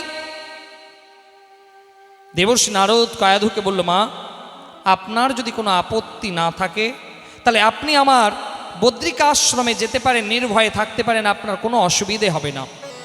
কয়াধু বলল, এ তো আমার পরম সৌভাগ্য দেবর্ষি নারদ, আমি আপনার বদ্রিকাশ্রমেই যেতে চাই। সেই কয়াধু দেবর্ষি নারদের বদ্রিকাশ্রমে গেল। সেই বদ্রিকাশ্রমে দেবর্ষি নারদ প্রত্যেক দিন ভগবান শ্রীহরি নারায়ণের কথা শোনাতো। আর মা কয়াধু যখন শুনত, মায়ের মাধ্যম দিয়ে তার গর্ভস্থ শিশু গর্ভ থেকেই ভগবানের কথা গুণ কীর্তন শ্রবণ করত। এই জন্য বলে মা, যেসব মায়ের গর্ভে সন্তান আসে সেই সব মাকে বেশি করে রামায়ণ শুনতে হয়, সেই সব মাকে বেশি করে ভাগবত মহাপুরাণ শুনতে হয়, সেই সব মাকে বেশি করে ধর্মের কথা শ্রবণ করতে হয়। কারণ তার মাধ্যম দিয়ে তার গর্ভস্থ শিশু সেই সংস্কারগুলো লাভ করে, সেই সংস্কারগুলো পায়। কিন্তু আপনারা তো শুনবেন না। মায়ের গর্ভে যখন সন্তান আসবে, সন্ধ্যা 6টা থেকে টিভিতে সিরিয়াল চলল রাত 10টা অবধি। অনেক মা আছে গর্ভে সন্তান, এবার সন্ধ্যা 6টা থেকে একদম রাত 10টা অবধি সিরিয়াল চললো। কি সিরিয়াল? যে সিরিয়ালে 10টা ছেলে 5টা প্রেম করছে, যে সিরিয়ালে 5টা মেয়ে 10টা ছেলেকে নাচাচ্ছে, এটাই দেখবে। এবার আপনি তো একদম চোখ বড় বড় করে দেখছেন। যদি ভাগবত আসতো ঘুম চলে আসতো, টিভিতে যদি ভাগবত পাঠ হয় ঘুম চলে আসবে। আর যখন সিরিয়ালগুলো, ওরে বাপরে, চোখে ঘুম থাকলে আবার চোখে জলের ঝাপটা দিবে। আপনাদের কথা বলছি না, আমার মায়ের কথা বলছি। বলো রাধে রাধে। তো বলছে যে একটা মায়ের গর্ভে যখন সন্তান আসে, সেই মা যেন বেশি করে ভগবানের গুণকীর্তন শোনে, বেশি করে ভগবানের নাম জপ করে। কারণ মায়ের মাধ্যম দিয়ে তার সন্তান গর্ভস্থ সংস্কার পায়। 9 মাস যে একটা শিশু মাতৃগর্ভে থাকে, এই মাতৃগর্ভে 9 মাস সেই মা সেই শিশুকে সংস্কার প্রদান করে, যেটা পৃথিবীর কোনো স্কুল প্রদান করতে পারে না। একমাত্র মাতৃগর্ভ এটা একটা স্কুল। আর এই স্কুলের একজন দিদিভাই বা একজন শিক্ষক হচ্ছে তার মা। এই গর্ভরূপী স্কুলের একটাই ছাত্র তার সন্তান, আর সেই গর্ভরূপী স্কুলে সেই ছাত্রের একজন শিক্ষক তার মা। এই মাই পারে 9 মাস তার গর্ভস্থ শিশুর সংস্কার বদলাতে। আর না হলে সেই মা যদি এই রকম সিনেমা দেখবে, এই রকম সিরিয়াল দেখবে, তার শিশু যেদিন জন্ম নেবে সেই শিশুর মধ্যেও এই রকম ধারণা আসবে, এই রকম অসামাজিক কাজে সেই শিশু লিপ্ত থাকবে। তখন কেঁদে কোনো লাভ হবে না। এই জন্য নিজের সন্তানকে সংস্কারী বানান, নিজের সন্তানকে ধর্ম পথে নিয়ে আসুন, শঙ্খ বাজাতে শিখান। কারণ যে মায়ের গর্ভে সন্তান থাকবে সেই মা বেশি করে ভগবানের কাছে যান, ভগবানের কীর্তন করুন। আর সেইখানটায় ভগবানের আরতি হবে, শঙ্খ বাজবে। এ তো ভালো জিনিস। আজ থেকে 20 বছর আগে বাবা সন্ধ্যা পড়লে সবার বাড়ি থেকে শঙ্খের আওয়াজ শোনা যেত। এখন কিন্তু অনেক কমে গেছে। এখন বলছে 6টাতে সন্ধ্যা দিব না, 6টাতে সিরিয়াল দেখবো। সন্ধ্যা তো 9টাতে দিলেও কোনো অসুবিধা নাই। আবার সিরিয়াল দেখতে দেখতে যখন ওই অ্যাডভার্টাইজ দেবে তখন দৌড়ে গিয়ে ওম জয় জগদীশ হরে, আর মন আছে সিরিয়ালে, হবে লাভ? কোনো লাভ হবে না। আগেকার দিনে শঙ্খ বাজাতো বাবা, এক দমে শঙ্খ বাজাতো। নিয়ম আছে যে একটা দমে আপনি শঙ্খে ফুৎকার দেবেন, দ্বিতীয় দমে আবার দ্বিতীয় ফুৎকার, তৃতীয়তে তৃতীয় ফুৎকার। এখন বাবা মানুষের সময় নাই, একই দমে ফু ফু ফু হয়ে গেল শঙ্খ বাজানো। আপনারা কিন্তু ভালো, আপনাদের কথা বলছি না, যারা আসেনি তাদের কথা বলছি। বলো রাধে রাধে। এই জন্য শঙ্খ যখনই বাজাবেন পূর্ণ দম দিন, দ্বিতীয় দমে 2 বার, তৃতীয় দমে 3 বার শঙ্খধ্বনি করুন, কিন্তু পূর্ণ দম দিয়ে ওই ফু ফু ফু করে কোনো লাভ হবে না। বলো রাধে রাধে। তো সেই কয়াধু গর্ভে শিশু শ্রীহরি নারায়ণের কথা শুনছে দেবর্ষি নারদের মাধ্যম দিয়ে। এবার এদিকে ব্রহ্মা হিরণ্যকশিপুর রূপে সন্তুষ্ট হলো। বলো তুমি কি বর চাও? হিরণ্যকশিপু বলছে, প্রভু আমাকে অমরত্ব বর প্রদান করুন হে পিতামহ। ব্রহ্মা বলছে না না, তুমি অন্য কোনো বর চেয়ে নাও, আমি তোমাকে অমরত্ব বর প্রদান করতে পারবো না। না না প্রভু, আমাকে অমরত্ব দিন। বলছে না। হিরণ্যকশিপু তখন ব্রেন খাটালো, বলছে হে পিতামহ, তাহলে আপনি আমাকে বর দিন যেন 12 মাসের মধ্যে আমার মৃত্যু না হয়। ব্রহ্মা বলছে হ্যাঁ তথাস্তু, 12 মাসের মধ্যে তুমি মরবে না। আমাদের মাস কটা মা? 12টা। 12 মাসের মধ্যে যদি মৃত্যু না হয় তাহলে তো আমি অমর। হিরণ্যকশিপু বলছে আমাকে আরো বর দেন। বলো কি বর চাও?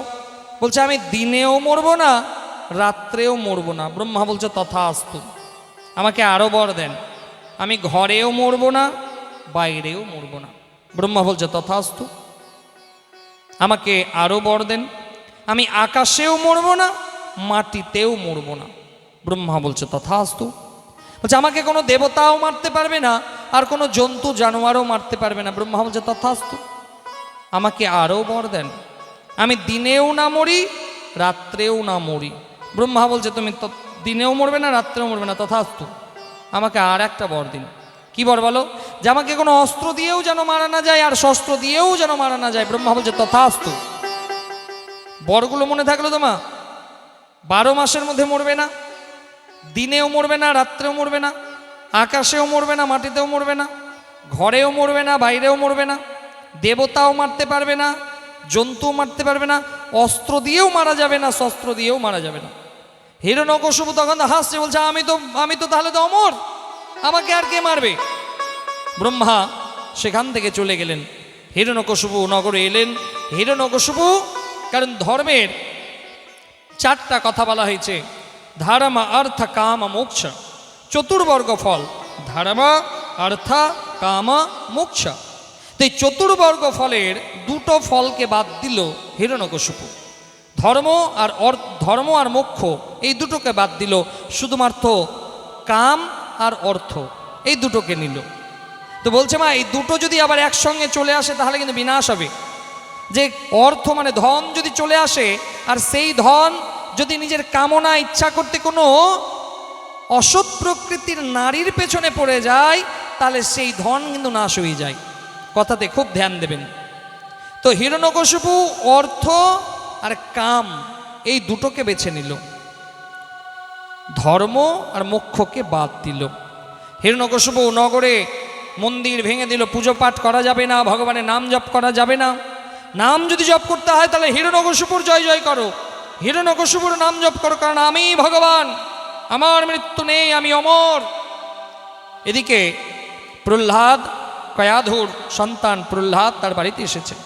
প্রহ্লাদ একদিন সকালে প্রাতঃভ্রমণে বেরিয়েছে। এদিকে গ্রামে ঘুরতে ঘুরতে একটা কুম্ভকারের বাড়িতে গিয়ে হাজির হলো। কুম্ভকার তো বোঝেন, যারা মাটির বাসন তৈরি করে। তো সেখানে ছিল একজন বয়স্ক, একজন বৃদ্ধা। তিনি সেই দিন মাটির বাসন, মাটির পাত্র, একটা আগুনের মতন বড় উনান সাজিয়েছে, সেখানে মাটির পাত্র লাগিয়েছে, আর সেখানে আগুন দিয়েছে। সেই মাটির পাত্র যেখানে পাকানো হয় সেটা দাও দাও করে জ্বলছে। কিন্তু সেই স্ত্রী ভুলে গেছিল, সেই বৃদ্ধা ভুলে গেছিল যে মাটির হাঁড়ির মধ্যে 2টো বেড়ালের শাবক ছিল। এবার সেই বৃদ্ধা কাঁদছে যে আমি তো আগুন লাগিয়ে দিয়েছি, আর এই আগুনের তাপে ওই যে 2টো বিড়ালের শাবক পুড়ে ছাই হয়ে যাবে। আর সেইখানে প্রহ্লাদ গিয়ে হাজির। সেই সময় সে বৃদ্ধা নারায়ণকে ডাকছে, হে নারায়ণ, হে প্রভু, হে নারায়ণ, তুমি এই বেড়ালের শাবককে রক্ষা করো প্রভু।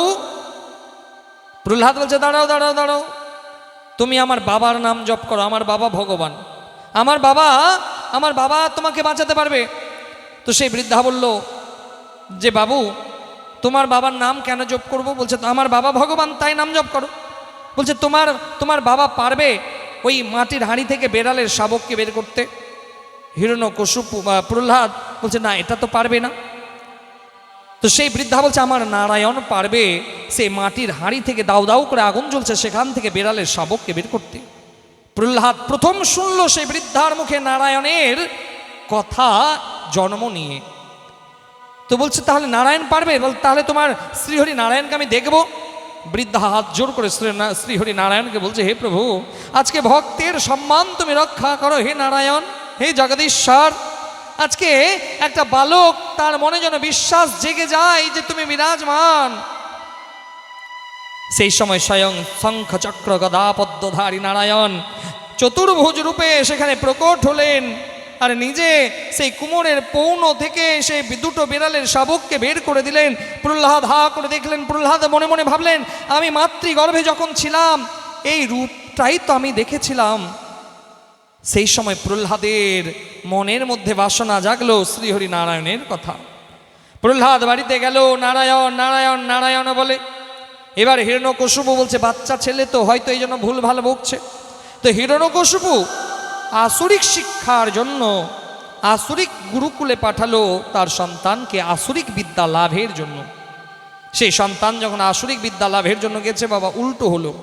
সেই প্রহ্লাদ সেই সমস্ত সন্তানকে ধর্মের উপদেশ দিতে লাগলো, ধর্ম জ্ঞান প্রদান করতে লাগলো, আসুরিক বিদ্যা শেখা হলো না। এবার হিরণ্যকশিপু যখন ডাকলো, দেখি তো আমার পুত্র কি শিখেছে, আমার পুত্র কি শিখেছে, আসুরিক বিদ্যা। সেই সময় প্রহ্লাদকে বলছে, বলো তো তুমি প্রহ্লাদ, তোমাকে যে আসুরিক বিদ্যালয়ে আমি পাঠালাম, তুমি কি শিখলে? সেখানে প্রহ্লাদ বলছে, শ্রবণং কীর্তনং বিষ্ণু স্মরণং পাদসেবনম অর্চনং বন্দনং দাস্যম সাক্ষাত্মা নিবেদনম। এই শ্লোকে বাবা নববিধা ভক্তির কথা বলা হয়েছে। প্রথমেই বলা হয়েছে শ্রবণম, শোনার কথা বলা হয়েছে। এই জন্য বেশি করে ধর্ম কথা শুনুন, বেশি করে ভগবানের কথা শুনুন। যখনই শুনবেন তখনই মুখ দিয়ে কীর্তন বেরোবে। এই জন্য দেখুন এখানে যতজন বসে আজকে গোবিন্দের কথা শুনছেন, যখন সবাই রাধে রাধে বলছে, আপনার মুখ দিয়েও তো রাধারানীর নাম বেরোচ্ছে, এটাই তো আপনার কীর্তন। যে আপনি যখন শুনলেন তারপরে সেটা কীর্তন হলো। শ্রবণম কীর্তনম বিষ্ণু স্মরণম। তখন এবার যখন আপনি রাধারানীর নাম বললেন, তখন মনের মধ্যে ভগবান নারায়ণের চিন্তা এলো, তখন বিষ্ণু স্মরণ হলো। বিষ্ণু স্মরণং পাদ সেবনম। যেমনি আপনি শুনলেন, আপনার মুখ দিয়ে রাধে রাধে নাম বেরোলো, তখনই বিষ্ণু চিন্তা মাথায় এলো। আর তখনই দেখবেন নিজে নিজে দুটো হাতটা প্রণাম আসবে, দেখে নেবেন দুটো হাত মনে হবে প্রণাম করে, তখনই আসবে অর্চনাম বন্দনাম সাক্ষাত্মা নিবেদনম। তখনই মনে হবে যে হে প্রভু, আমি তোমার চরণে পুজো করব, তোমার অর্চনা করব, তোমার বন্দনা করব, তোমার গায়ন করব, তোমার চরণে আমি নিজের জীবনকে সঁপে দেব। এটাই হচ্ছে নববিধা ভক্তির কথা। এই জন্য বেশি করে শ্রবণের কথা বলেছে, যে শুনুন, না হলে ভালো লাগবে না, শুনতে হবে আগে। শ্রবণম কীর্তনং বিষ্ণু স্মরণম পাদ সেবনম অর্চনং বন্দনং দাস্যম সখ্য আত্মা নিবেদনম। যখন আপনার এই আত্মা নিবেদন করতে পারবেন না গোবিন্দের চরণে, ততক্ষণ পর্যন্ত ভক্তির লাভ হবে না। যখনই আপনার এই জীবনকে গোবিন্দ চরণে সঁপে দিতে পারবেন বাবা, তবে আপনার সম্পূর্ণ ভক্তি লাভ হবে। আর না হলে যদি কঞ্জুসি করেন, যে মহারাজজি কখন দাঁড়াতে বলবে, পাটাকে লম্বা করব, মহারাজজি কখন বলবে একটু নাচতে পারবো, তাহলে আপনার ভক্তিতে কমজোরি আছে। বলো রাধে রাধে। তো প্রহ্লাদকে যখন এই প্রহ্লাদ এই কথাটা বললো, নববিধার ভক্তির কথা বললো, হিরণ্যকশিপু রেগে একদম আগুন, বলছে আমি তো তোমাকে পাঠালাম আসরিক শিক্ষা লাভের জন্য, আর তুমি তো এই তো ধর্ম কথা শিখে আসলে। এখনই প্রহ্লাদকে নিয়ে যাও, কারাগৃহে বন্দি করে দাও, আর সেখানে বিষাক্ত সাপ ছেড়ে দাও। প্রহ্লাদকে বাবা দেখুন, ভক্তকেও কম কষ্ট সহ্য করতে হয় না বাবা, ভক্তকেও অনেক কষ্ট সহ্য করতে হয়, তবে গোবিন্দের কাছে আসা যায়। না হলে দেখবেন কষ্ট যদি আপনি সহ্য না করবেন, তাহলে গোবিন্দকে পাওয়া যাবে না। আমি এখান থেকে অনেকজনকে দেখছি যে এত গরম লাগছে, অনেক মা তখন থেকে পাখা চালিয়ে বাতাস করছে, কিন্তু সেই মা উঠে যাচ্ছে না। আর যারা হয়তো ফ্যানের গোড়াতে বসে আছে, ফ্যানের কাছে হাওয়া পাচ্ছে, তারা উঠে চলে যাচ্ছে। এই জন্য দেখবেন কষ্ট জীবনে যদি না হয়, তাহলে কিন্তু ঈশ্বরকে পাওয়া যাবে না। এই জন্য কষ্টের মধ্যে যদি ঈশ্বরকে ডাকেন, তাহলে সেই ডাক ভগবানের কাছে পৌঁছবে। কষ্টের মধ্যে ডাকতেই হবে, তাহলে ভগবানের কাছে সেই ডাক পৌঁছবে। ভক্তকেও কম কষ্ট সহ্য করতে হচ্ছে না বাবা। অনেক মা ভাগবত কথা শুনবে বলে আজকে 6টাতেই রান্না করে দিয়েছে।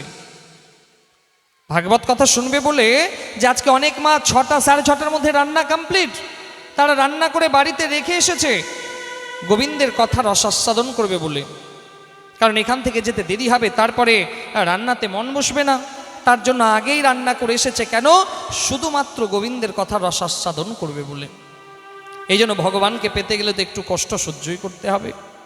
আর সেসব পতিদেবতা যদি বলে ঠান্ডা খাবার খেতে পারবে না, গরম খাবার লাগাও, বাড়িতে যাবেন আর সেই সব পতিদেবতাকে বলবেন যে তুমি আজকে গ্যাসের কাছে বসো, তুমি উনানের কাছে থাকো 1 ঘন্টা, তাহলে বুঝতে পারবে কেমন লাগে। বলো রাধে রাধে। না না, আপনাদের পতিদেবতা তো সবাই নারায়ণ, আপনারা ঠান্ডা দেন আর জল মিশিয়ে দেন, সবই আপনার পতিদেবতা খেয়ে ফেলবে। বলো রাধে রাধে। ওই 2-1টা থাকবে, কোনো ব্যাপার না। তো এইভাবে ভক্তকে কষ্ট পেতে হয়। প্রহ্লাদকে ভরে দেওয়া হলো কারাগৃহে, সেখানে বিষাক্ত সাপ ছেড়ে দেওয়া হলো। সেই সাপ যখন প্রহ্লাদের সামনে এলো বাবা, তো প্রহ্লাদ মনে মনে ভাবছে আমার শ্রীহরি নারায়ণ তো এই সাপের শয্যাতেই নিদ্রিত থাকে, আমার শ্রীহরি নারায়ণ তো এই সাপের শয্যাতেই বিরাজমান থাকে, তাহলে এই সাপ আমার কি ক্ষতি করবে? না না, এর মধ্যে তো আমার প্রভুর রূপ আছে। আর সেইখানে প্রভুর রূপ চিন্তা করায় সেখানে স্বয়ং ভগবান প্রকট হয়ে গেল। সেই সাপ ভগবান বিরাজমান হলো, সেই সাপ প্রহ্লাদের কোনো ক্ষতি করল না। এবার প্রহ্লাদকে নিয়ে আসা হলো। আর হিরণ্যকশিপুর বোন, যার নাম ছিল হোলিকা, প্রহ্লাদের পিসি, এই পিসিকে ডাকা হলো। পিসি এলো। এই পিসির একটা আশীর্বাদ ছিল, মা শিবের কাছ থেকে একটা চাদর প্রাপ্তি ছিল ভালো কাজের জন্য। যদি সে চাদরকে নিয়ে অগ্নিতেও প্রবেশ করে যায়, আগুন তাকে পোড়াতে পারবে না, তবে ভালো কাজের জন্য। এদিকে হিরণ্যকশিপু বলল, যাও, তোমার তো শীতল পাটি প্রাপ্তি আছে, তুমি অগ্নি চিতা তৈরি করো, আর সেই চিতার মধ্যে প্রহ্লাদকে নিয়ে বসে যাও, যেন আমার পুত্র ভস্মীভূত হয়ে যায়। হোলিকা প্রহ্লাদকে কোলে নিয়ে অগ্নিকুণ্ডের মধ্যে প্রবেশ করলো, অগ্নিকুণ্ড প্রজ্বলিত হলো। এদিকে ভগবানের কথায় পবনদেব, যাকে বায়ু বলা হয়, সেই পবনদেব হাওয়া দিল। সেই বাতাস যখন হোলিকার দেহে লাগলো, সেই চাদর উড়ে হোলিকার দেহ থেকে প্রহ্লাদের দেহের মধ্যে পড়ে গেল। অগ্নিকুণ্ডে সবাই মনে মনে ভাবছে প্রহ্লাদ আর জীবিত থাকবে না। কিছুক্ষণ পরে দেখছে বাবা যে প্রহ্লাদ যেমন কার বসে তেমনই শ্রীহরির নাম জপ করছে, আর প্রহ্লাদের পিসি পুরো ছাই হয়ে গেছে। আজও হোলিকা দহন করা হয়। চৈত্র মাসে যখন দেখবেন হোলি আসে, সেই হোলির আগে আগজি করা হয় না, সেটাই হচ্ছে হোলিকা দহন। তো সেই হোলিকা দহন হয়ে গেল, প্রহ্লাদের কোনো ক্ষতি হলো না। এবার প্রহ্লাদের মাকে বলছে, কয়াধুকে বলছে, হে কয়াধু, তুমি আমার ঘরে থেকে, তুমি অসুরের ঘরে থেকে তুমি এমন সন্তানকে জন্ম দিয়েছো যে সন্তান ভগবানের ভক্ত, তোমাকে আজকে নিজের হাতে বিষ পান করাতে হবে তোমার ছেলেকে। ভাবুন, একটা মাকে তার পিতা আদেশ দিচ্ছে। যে মা একটা সন্তানকে 9 মাস গর্ভে ধারণ করলো, যে মা মৃত্যু সম যন্ত্রণা উপভোগ করে সন্তানকে জন্ম দিল, যে মা নিজের সন্তানকে নিজের স্তন পান করালো, যে মা নিজের সন্তানকে বুকে আগলে ধরে রাখলো, সেই মা আজকে কেমন করে তার সন্তানকে বিষ পান করাবে? বারবার কয়াধুর মনে মনে আসছে যে আমি তো আমার সন্তানকে দুধ পান করিয়েছি, আমি তো আমার সন্তানকে বুকে জড়িয়ে ধরেছি, নিজের স্তন পান করিয়েছি, আমি কেমন করে আমার সন্তানকে বিষ পান করাবো?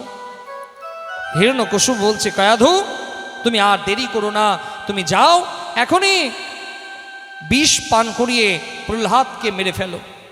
একদিকে বাবা তার সন্তান, আর একদিকে স্বামী। কয়াধু আজকে ধর্ম সংকটে পড়েছে। কয়াধু ভাবছে, আমি যদি স্বামীর কথা না শুনি তাহলে আমার অন্যায় হবে, আমি স্বামী বিরোধিতায় যাব, আর আমি যদি স্বামীর কথা শুনে প্রহ্লাদকে বিষ দিই তাহলে আমার সন্তান মরে যাবে, আমার সন্তান থাকবে না। আজকে সেই কয়াধু ধর্ম সংকটে পড়েছে, আর বারবার গোবিন্দকে ডাকছে, মনে মনে শ্রীহরি নারায়ণকে ডাকছে, হে প্রভু, এই ধর্ম সংকট থেকে আপনি আমাকে রক্ষা করতে পারেন। মানুষ সেই সময় যেন ভগবান তাকে বললো, হে কয়াধু, তুমি প্রহ্লাদের কথা কেন ভাবছো? ভক্তকে রক্ষা করার জন্য আমি স্বয়ং প্রকটিত হই। ভক্তকে রক্ষা করার জন্য স্বয়ং আমি অবতীর্ণ হই। কয়াধু মানু এই কথা অন্তরে শুনতে পেল যে তার ভক্তকে রক্ষা করার জন্য স্বয়ং নারায়ণ আছে, তার ভক্তকে স্বয়ং নারায়ণ রক্ষা করবে, আমি আমার স্বামীর আদেশ পালন করব। তবু মায়ের মন একটা পাত্রে বিষ আর দুগ্ধ মিশাল করে একসঙ্গে মিশিয়ে আজকে প্রহ্লাদকে পান করাতে যাচ্ছে। কয়াধু আর মনে মনে ভাবছে, এতদিন আমার সন্তানকে আমি স্তন পান করিয়েছি, এতদিন আমার সন্তানকে আমি দুধ পান করিয়েছি, আর আজকে আমার হাইরে দুর্ভাগ্য, আজকে আমার হাইরে বিধাতা, আজকে আমার কি দুর্ভাগ্য যে নিজের হাতে আমার সন্তানকে বিষ পান করাতে হবে। হে প্রভু! প্রহ্লাদ মায়ের হাত থেকে সেই বিষের পাত্রটা নিয়ে সেই সম্পূর্ণ দুধ রূপী বিষকে ধারণ করলো, বিষকে পান করে নিল। কয়াধু মনে মনে ভাবছে, আমার সন্তান আর বাঁচবে না। কয়াধু অচৈতন্য হয়ে সেখানে পড়ে গেল। কিন্তু বলে, মা, যাকে রাখে সাইয়া মার সাকে না কই, যাকে স্বয়ং ভগবান রাখে তাকে কেউ মারতে পারে? কিছুক্ষণ পরে প্রহ্লাদ উঠে দাঁড়ালো তার মাকে, মা ওঠো, আমি মরিনি, মা ওঠো। কয়াধু যেমনি উঠে দেখছে তার প্রহ্লাদ জীবিত, সেই প্রহ্লাদকে বুকের মধ্যে জড়িয়ে ধরে কয়াধু কাঁদতে লাগলো। হিরণ্যকশিপু দেখছে এরকম করেও তো প্রহ্লাদকে মারা গেল না। হিরণ্যকশিপু সেনাপতিকে ডাকলো, যাও উঁচু পর্বত থেকে প্রহ্লাদকে ফেলে দাও, এত উঁচু পর্বত থেকে প্রহ্লাদকে ফেলো যেখানে প্রহ্লাদের কোনো কিছু না পাওয়া যায়, সেখান থেকে ফেলে দাও। প্রহ্লাদকে নিয়ে যাওয়া হলো উঁচু পর্বতের পাদদেশে। সেই সেনাপতিরা বলছে, প্রহ্লাদ এখনো সময় আছে, তোমার পিতার নাম জপ করো, এখনো তোমার সময় আছে, তুমি পিতার নামের জয় জয়কার করো। প্রহ্লাদ বলছে, না, আমি একটাই নাম জপ করব, সেটা হচ্ছে আমার প্রভু শ্রীহরি নারায়ণের। বলছে, কোথায় তোমার নারায়ণ বিরাজমান? প্রহ্লাদ বলছে, জলে বিষ্ণু, স্থলে বিষ্ণু, বিষ্ণু পর্বত শিখরে, যে আমার বিষ্ণু সব জায়গায় বিরাজমান। সেই সময় সেই সেনাপতি সৈন্য সামন্তেরা উঁচু পর্বত থেকে প্রহ্লাদকে ফেলে দিল। মা বলছে, যাকে রাখে সাইয়া আমার সাকে না কই, যাকে স্বয়ং ভগবান রাখে তাকে কেউ মারতে পারে না। আসুন আমরা একটু সবাই মিলে এই ভজনের রস আস্বাদন করতে করতে একটু গুনগুনাই, বলো রাধে রাধে। শ্রদ্ধা রখো जगत के लोगों, अपनी दीननाथ पर लाभ हानि, जीवन और मृत्यु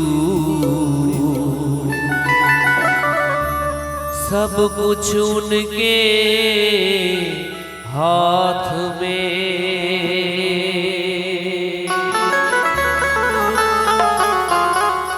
मारने वाला है भगवान, बचाने वाला है भगवान, मारने वाला है भगवान, बचाने वाला है भगवान। पालनमा का होता उसका,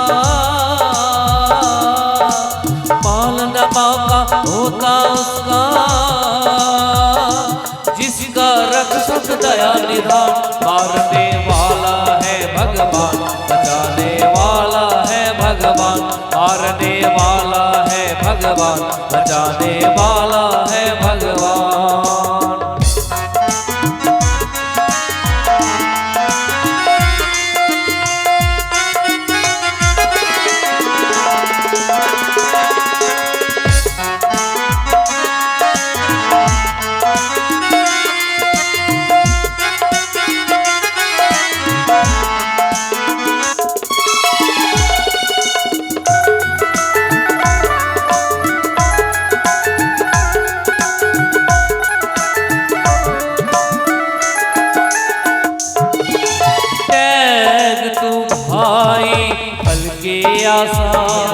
आशा सार्थ बिना प्रीत जोड़ो, कल क्या होगा उसकी चिंता, जगत पिता पर छोड़ो। त्याग तू भाई हल्के आशा सार्थ बिना प्रीत जोड़ो कल क्या होगा उसकी चिंता जगत पिता पर छोड़ो क्या होनी है क्या न होनी ओ क्या होनी है क्या न होनी अब क्या उसका ज्ञान मारने वाला है भगवान बचाने वाला है भगवान मारने वाला है भगवान बचाने वाला है भगवान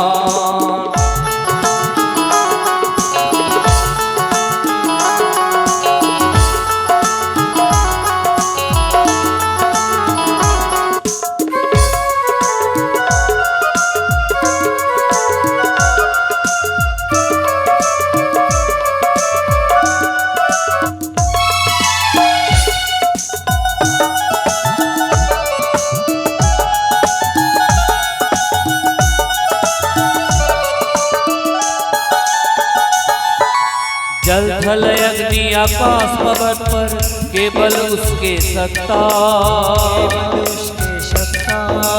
प्रभु इच्छा के बिना यहाँ पर हिल न सके एक पत्ता जल थल अग्नि आकाश पर्वत पर केवल उसके सत्ता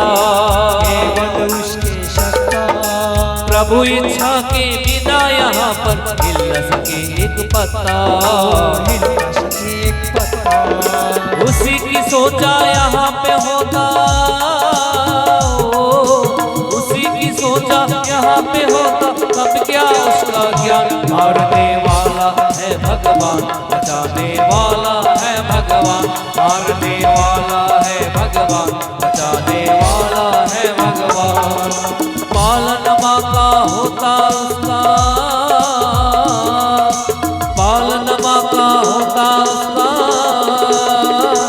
इसका रक्षक दया निधान मारने वाला है भगवान बचाने वाला है भगवान मारने वाला है भगवान बचाने वाला है भगवान मारने वाला है भगवान बचाने वाला है भगवान मारने वाला है भगवान बचाने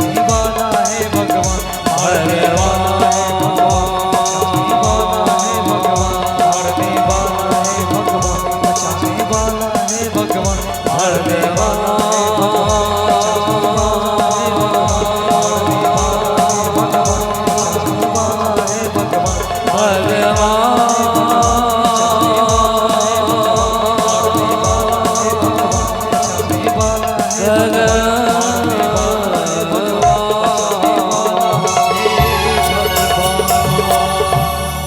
ভক্তবৎসল ভগবান কি জয়। সেই সময় প্রহ্লাদকে উঁচু পর্বত থেকে ফেলে দেয়া হলো আর শ্রীহরি নারায়ণ প্রহ্লাদকে কোলে তুলে নিল। প্রহ্লাদের কোনো ক্ষতি হলো না। প্রহ্লাদ যখন গৃহে ফিরে এসেছে হিরণ্যকশিপু বলছে এখনো তো আমার মৃত্যু হয়নি। তো প্রহ্লাদ বলছে বাবা জন্ম মৃত্যু তো সে জনার হাতে, আমরা তো সবাই উপলক্ষ মাত্র, যাকো রাখে সাইয়া আমার সাকে না কই। হে পিতা জন্ম মৃত্যুর বিধাতা তো তারা, আপনি তো নন। হিরণ্যকশিপু আরও ক্রোধান্বিত হয়ে গেল। হে পিতা এখনো সময় আছে, আপনি আমার শ্রীহরির শরণাপন্নে আসুন। হিরণ্যকশিপু এই কথা শুনে বলছে কোথায় তোমার নারায়ণ? হিরণ্যকশিপু যখন বলল কোথায় তোমার নারায়ণ, প্রহ্লাদ বলছে হে পিতা কোথায় নেই, জলে বিষ্ণু স্থলে বিষ্ণু বিষ্ণু পর্বত শিখরে, বিষ্ণু সব জায়গায় বিরাজমান। প্রহ্লাদ তাহলে এই স্তম্ভের মধ্যেও বিষ্ণু বিরাজমান? বলছে হ্যাঁ পিতা, আপনি যদি এই স্তম্ভের মধ্যে দেখতে চান তাহলে এই স্তম্ভেরই আমার বিষ্ণু বিরাজমান। দেখি তাহলে।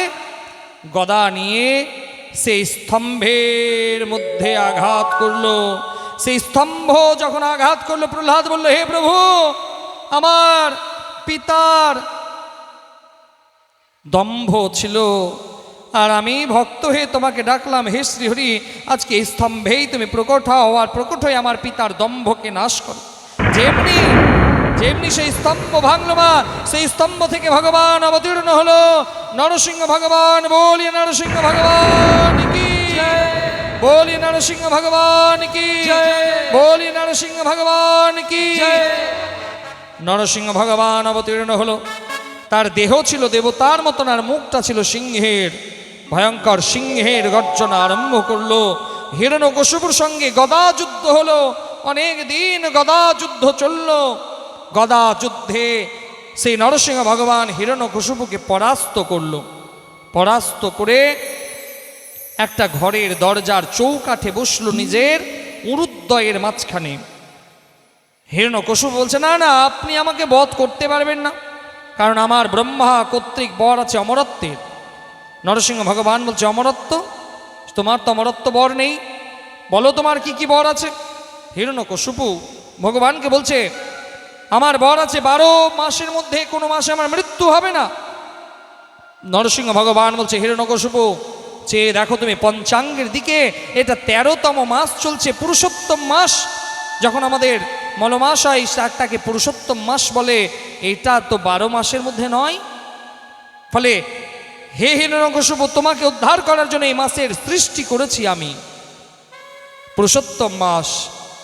বলছে, আমার আরো বর আছে, যে আমি ঘরেও মরবো না, বাইরেও মরবো না। হিরণ্যকশিপু চেয়ে দেখো তুমি ঘরের যে দেহলি, দেহলিতে বোঝেন যাকে ঘরের চৌকাঠ বলে, এই চৌকাঠের মধ্যে বিরাজমান, একে না আমরা ঘর বলতে পারি না বাহির বলতে পারি। এই জন্য বাবা কদাপি চৌকাঠে দাঁড়াতে নাই, চৌকাঠে বসতে নাই। চৌকাঠে প্রত্যেক দিন প্রদীপ জ্বালাতে হয়। যেসব বাড়িতে ঘরের দেহলিতে প্রদীপ জ্বালানো হয়, সেই সব বাড়িতে কোনো অপদেবতা প্রবেশ করতে পারে না। স্বয়ং নরসিংহ ভগবান তাদেরকে প্রোটেস্ট করে, তাদেরকে রুখে দাঁড়ায়।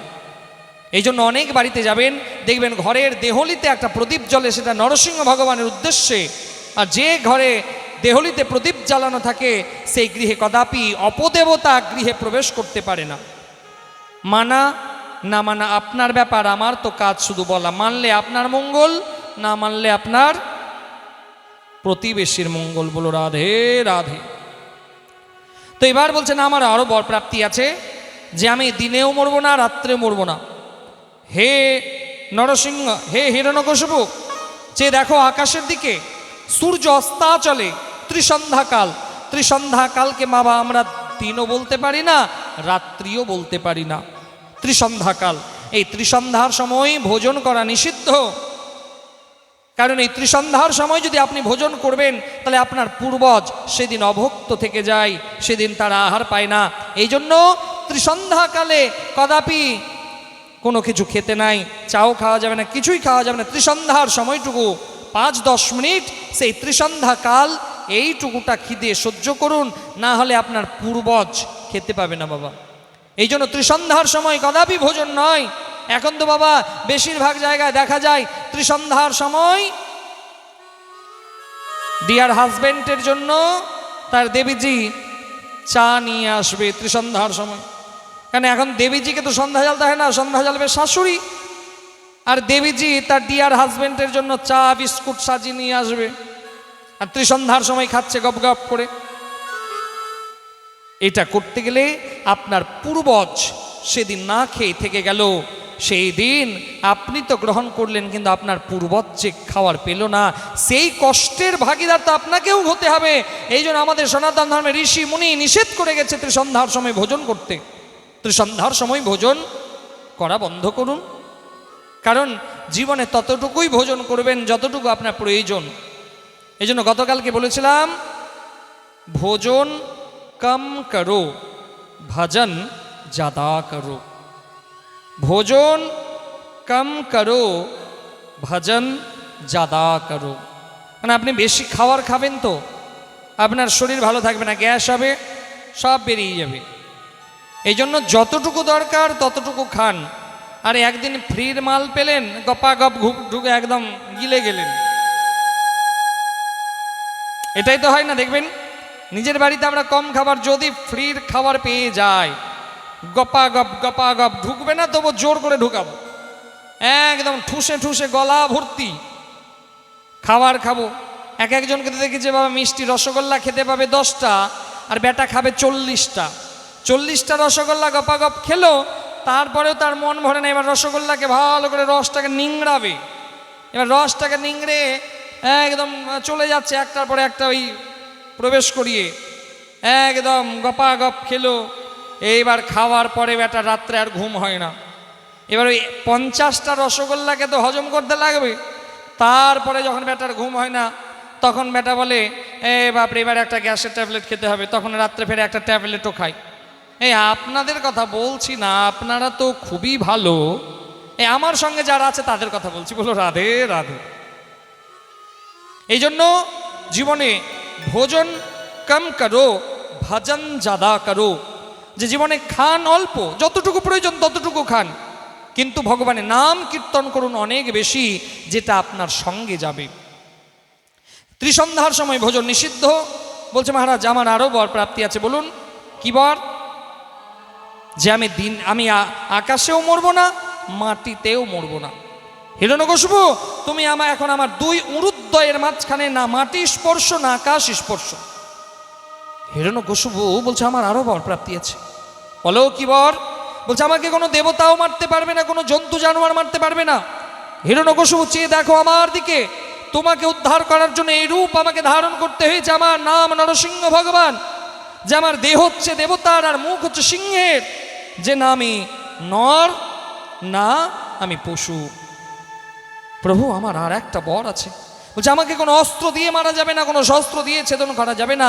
হিরণ্যকশিপু তোমাকে উদ্ধার করার জন্য আমার হাতের নখ যথেষ্ট। ভগবান নরসিংহ হিরণ্যকশিপুর বুক চিরে দিলেন। হিরণ্যকশিপুর উদ্ধার হলো। এবার নরসিংহ ভগবানের মুখ থেকে ক্রোধাগ্নি বেরোচ্ছে, কেউ সাহস পাচ্ছে না নরসিংহ ভগবানের কাছে যাবে। দেবতারা এলেন, দেবতারাও দেখছে কিন্তু সাহস পাচ্ছে না নরসিংহ ভগবানের কাছে যাবে। লক্ষ্মী দেবী এলেন, মা লক্ষ্মীও সাহস পাচ্ছে না যে নারায়ণের কাছে যাবে। লক্ষ্মী দেবী ভক্ত প্রহ্লাদকে বলছে হে প্রহ্লাদ, তুমি পারো তোমার প্রভুর ক্রোধকে বশীভূত করতে, তুমি যাও। প্রহ্লাদ 1 পা 2 পা করে গিয়ে দৌড়ে গিয়ে সেই ভগবানের পা ধরে সাষ্টাঙ্গে প্রণাম করলো। এখানে একটা কথা বলি, পুরুষ মানুষ সাষ্টাঙ্গে প্রণাম করতে পারে, কিন্তু কোনো স্ত্রী মানুষ যেন ভূমিতে শুয়ে প্রণাম না করে। স্ত্রী মানুষের নিষেধ আছে সাষ্টাঙ্গ প্রণামে।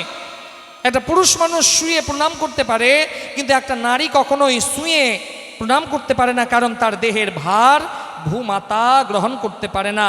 কোনো মা যদি সাষ্টাঙ্গে মাটিতে শুয়ে ভগবানকে প্রণাম করে, ভূমাতা সেই মাকে অভিশাপ দেয়। এই জন্য মায়েদের উচিত বাবা কদাপি মাটিতে শুয়ে প্রণাম করা যাবে না। আর প্রণাম তো কদাপি পায়ে হাত দিয়ে করতেই নাই, দূর থেকে প্রণাম করাটাই শ্রেষ্ঠ। বলো রাধে রাধে। এবার হিরণ্যকশিপু উদ্ধার হলো, প্রহ্লাদ ভগবানের পায়ে পড়ল। যেমনি ভগবান নরসিংহ ভগবানের চরণে স্পর্শ করলো, নরসিংহ ভগবান প্রহ্লাদকে কোলে তুলে নিজের বুকে নিজের কোলে বসালো আর নিজের জিভ দিয়ে চাটন করতে লাগলো। যেরকম একটা গোমাতা তার শাবককে চাটন করে, সেই রকম আজকে নরসিংহ ভগবান সেই প্রহ্লাদকে চাটন করতে লাগলো। আজকে ভক্ত আর ভগবান এক জায়গায়। আজকে রাত্রি অনেক হলো, আজকের কথাকে এখানেই প্রহ্লাদের চরিত্রে বিরাম দেয়া হবে। আর আগামীকাল ভগবান কৃষ্ণের জন্মলীলা। সাপ্তাহিক ভাগবত পাঠে কি হয়, 4 দিনের বেলায় কৃষ্ণ জন্ম আসে, কিন্তু এটা হচ্ছে 5ম দিনে কৃষ্ণ কথা। তো ফলে আগামীকাল আমরা কৃষ্ণ জন্মলীলাতে প্রবেশ করব। তো আমি ব্যাসপীঠ থেকে নিবেদন করব আগামীকাল যদি সম্ভব হয়, কারণ গোবিন্দের কৃষ্ণের হলুদ পোশাক খুব পছন্দ। হলুদ পোশাক যদি সম্ভব হয় আপনাদের, যদি থাকে তাহলে আগামীকাল হলুদ বস্ত্র পরে আসবেন।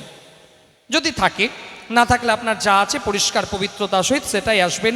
আর আগামীকাল অবশ্যই ফুল নিয়ে আসবেন, ফুল নিয়ে আসবেন, কারণ কালকে গোবিন্দের প্রাকট্য হবে এখানে আপনাদের ব্যাসপীঠে।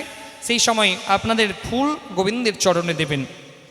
এইটা আমি আপনাদের কাছে বলবো। আগামীকাল 7টা থেকে কথা প্রারম্ভ হবে। আগামীকাল ভগবান কৃষ্ণের প্রাকট্য উৎসব। তো এবার সবাই, কারণ অনেকক্ষণ থেকে বসে আছেন, পায়ে তো ব্যথা হয়েছে, কারণ অনেকে তো ভয়ে পা লম্বা করতে পারছে না। মহারাজজি তো কি বলবে কে জানি, অনেকে একদম কষ্ট করে, কেউ তো এক পা এদিকে করছে, এক পা ওই দিকে করছে, বলছে মহারাজি একবার দাঁড় করান, একবার দাঁড় করান। আপনাদের কথাগুলো সবই শুনতে পাই, বলো রাধে রাধে। কারণ আপনাদের মধ্যে না আমাদের একটা ওই ছোট্ট একটা স্পিকার ফিট করা আছে, আপনারা যা যা বলেন সবটা আমাদের কাছে চলে আসে, এই জন্য তো আপনাদের মনের কথা বোঝা যায়। তো এবার একটু যারা বসে আছেন তারা দাঁড়াবেন। আর একটা কথা বলে দিদার, থামেন থামেন, এখন দাঁড়াতে হবে না। অনেকে তো বাবা বলছে এখন, এই ক্যামেরাম্যানকে বলবো এটা বেশি করে ইউটিউবে ছাড়ো তো, কারণ অনেকে বলে যে মহারাজজি যাই আর সবাইকে নাচাই, ভাগবত করে না। তো বাবা এই উপাধিও আমার লেগেছে যে আমি নাকি সবাইকে নাচানোর জন্য যাই। বলো রাধে রাধে, কত কিছু যে শুনতে হবে জীবনে। তো দেখুন, আমি তাদেরকে বলবো না যাদের পেছনে ফ্যাব্রিকল লাগানো আছে, যারা উঠতে পারবে না, আর যাদের ফ্যাব্রিকল লাগানো নাই তারা উঠে গোবিন্দের জন্য নাচবে। বলো রাধে রাধে। এবার দাঁড়িয়ে যান সবাই।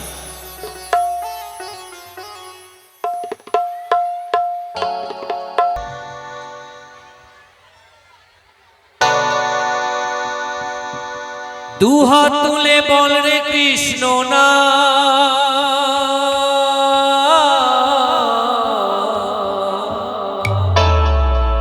পূর্বের তোর সকল মনস্কার আজ প্রেমানন্দে বাহু তুলে নাচো রে কৃষ্ণ বলে।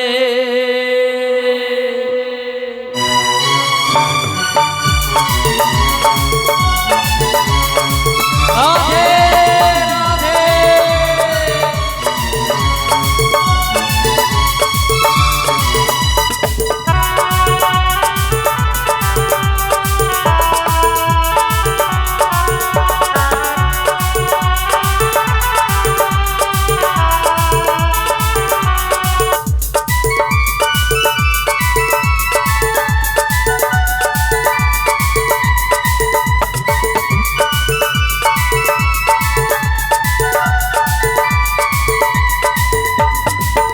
তুলে বল রে কৃষ্ণ না,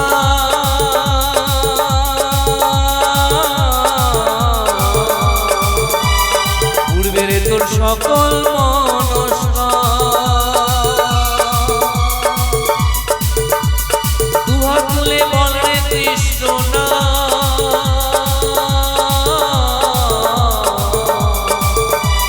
পূর্বের তোর সকল মনস্কার আজ প্রেমানন্দে বাহু তুলে নাচো রে মন কৃষ্ণ বলে। হরে কৃষ্ণ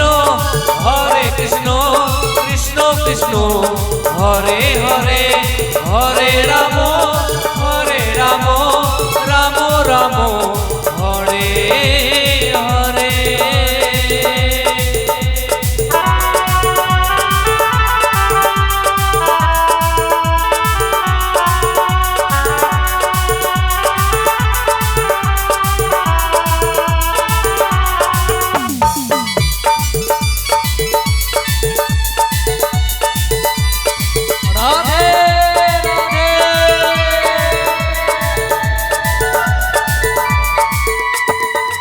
কত পাপি তাপে উদ্ধারিল এই মহানামে,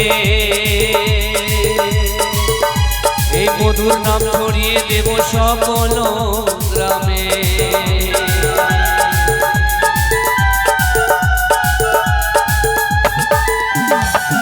কত পাপি তাপে উদ্ধারিল এই মহানামে, এই মধুর নাম ছড়িয়ে দেব সকল গ্রামে।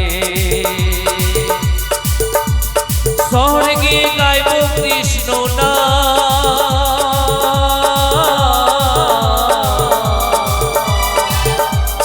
হবে সেথা বৃন্দাবন ধাম। শহরে গিয়ে গাইব কৃষ্ণ না,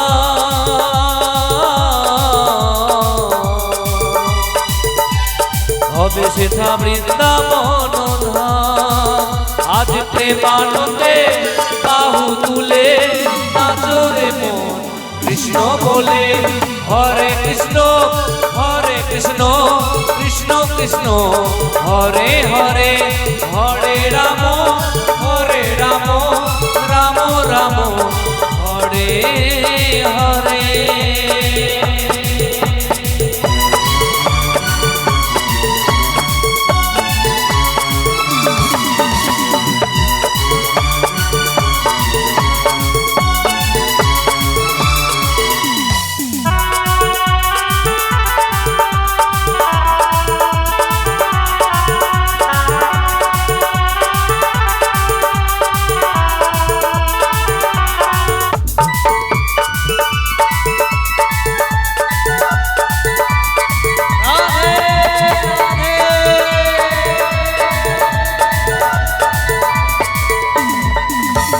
কৃষ্ণ নামে মজেছিলেন গোড়ার নিতা,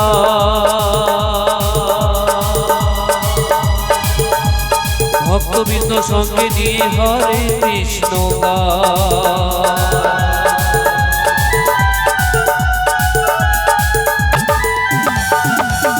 কৃষ্ণ নামে মজেছিলেন গোড়ার নিতা,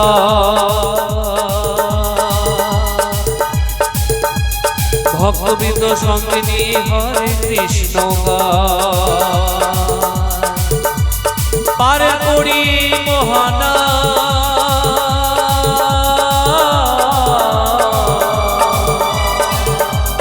ভজরে মন হরে কৃষ্ণ নাম। পার করি মোহনা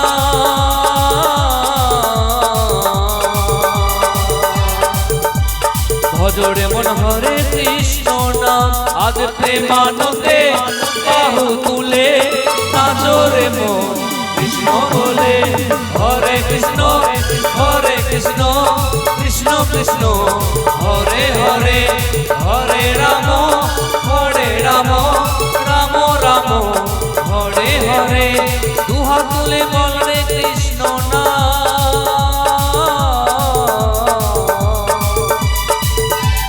পূর্বের তোর সকল মনস্কার, দুহাত তুলে বল রে কৃষ্ণ নাম।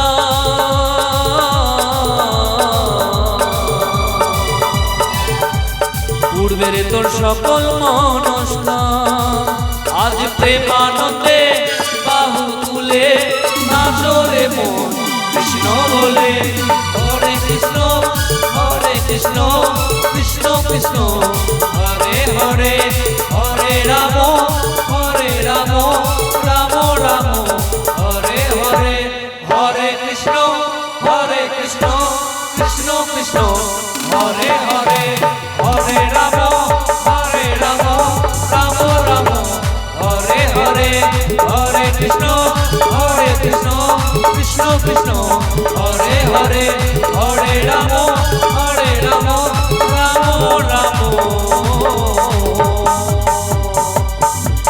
হরে হরে।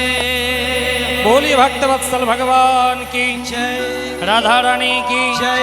पाए व्यथा হয়েছে কি? काली कमली वाला मेरा यार है, काली कमली वाला मेरा यार है। मेरे मन का मोहन तू दिलदार है, तू मेरा यार है, मेरा दिलदार है। तू मेरा यार है, मेरा दिलदार है।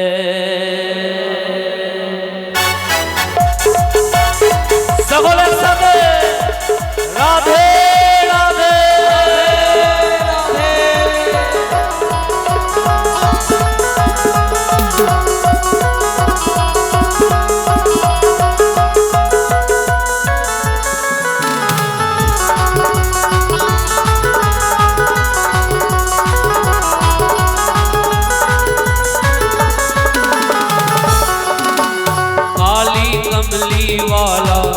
मेरा यार है।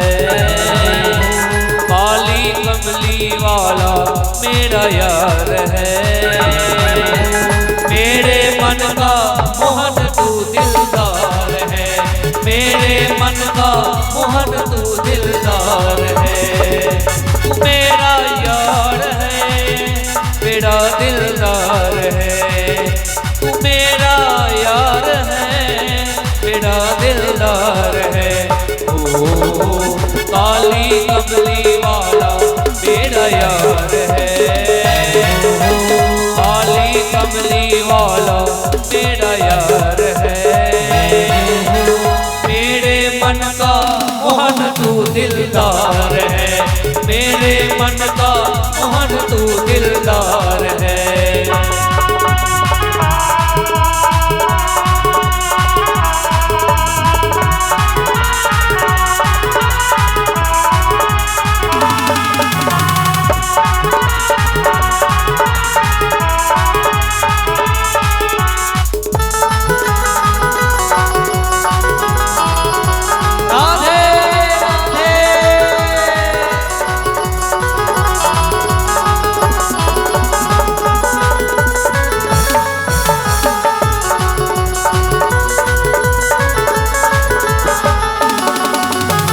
मनमोहन में तेरा दीवाना, गाँव बस अब यही तराना। गाँव बस अब यही तराना, गाँव बस अब यही तराना। मनमोहन में तेरा दीवाना, गाँव बस अब यही तराना। गाँव बस अब यही तराना। गाँव सलोने तू मेरा एक बार है। गाँव सलोने तू मेरा एक बार है। मेरे मन का मोहन तू दिलदार है। मेरे मन का मोहन तू दिलदार है।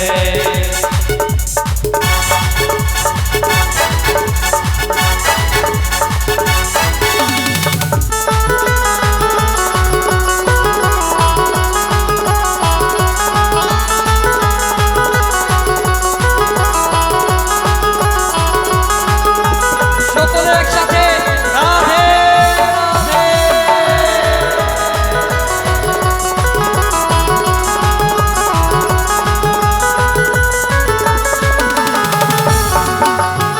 तू मेरा मैं तेरा प्यारे, ये जीवन अब तेरे सहारे। ओ ये जीवन अब तेरे सहारे, ये जीवन अब तेरे सहारे।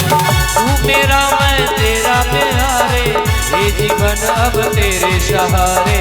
ये जीवन अब तेरे सहारे। तेरे हाथ इस जीवन की पतवार है। सभी दोनों हाथ ऊपर उठा के बोलिए, जय वृंदावन बिहारी लाल की जय। जय कृष्ण कन्हैया की जय। जय श्री राधा रानी की जय। तेरे हाथ इस जीवन की पतवार है। तेरे हाथ इस जीवन की पतवार है। मेरे मन का मोहन तू दिलदार है। मेरे मन का मोहन तू दिलदार है।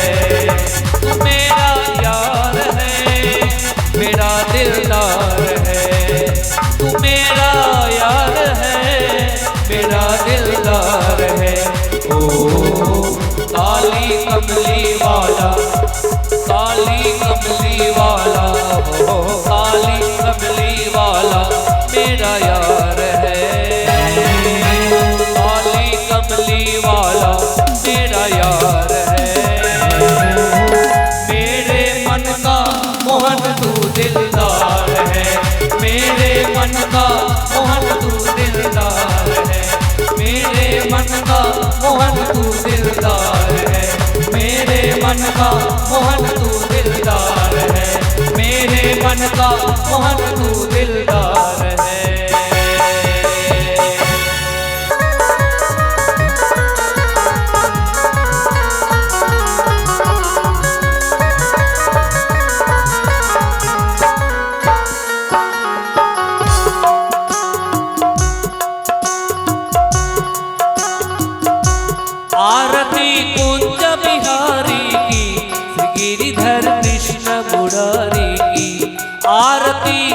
कुंज बिहारी की, श्री गिरिधर कृष्ण मुरारी की। गले में बैजंती माला, बजावे मुरली मधुर वाला, श्रवण में कुंडल झनकाला, नंद के आनंद नंद लाला, गगन श्रम अंग कांति काली, राधिका चमक रहे हाली, लठन में हारे बनमाली, भ्रमर सी पलक कस्तूरी तिलक, चंद्र सी झलक ललित छवि श्यामा प्यारी की, श्री गिरिधर कृष्ण मुरारी की। आरती कुंज बिहारी की, श्री गिरिधर कृष्ण मुरारी की।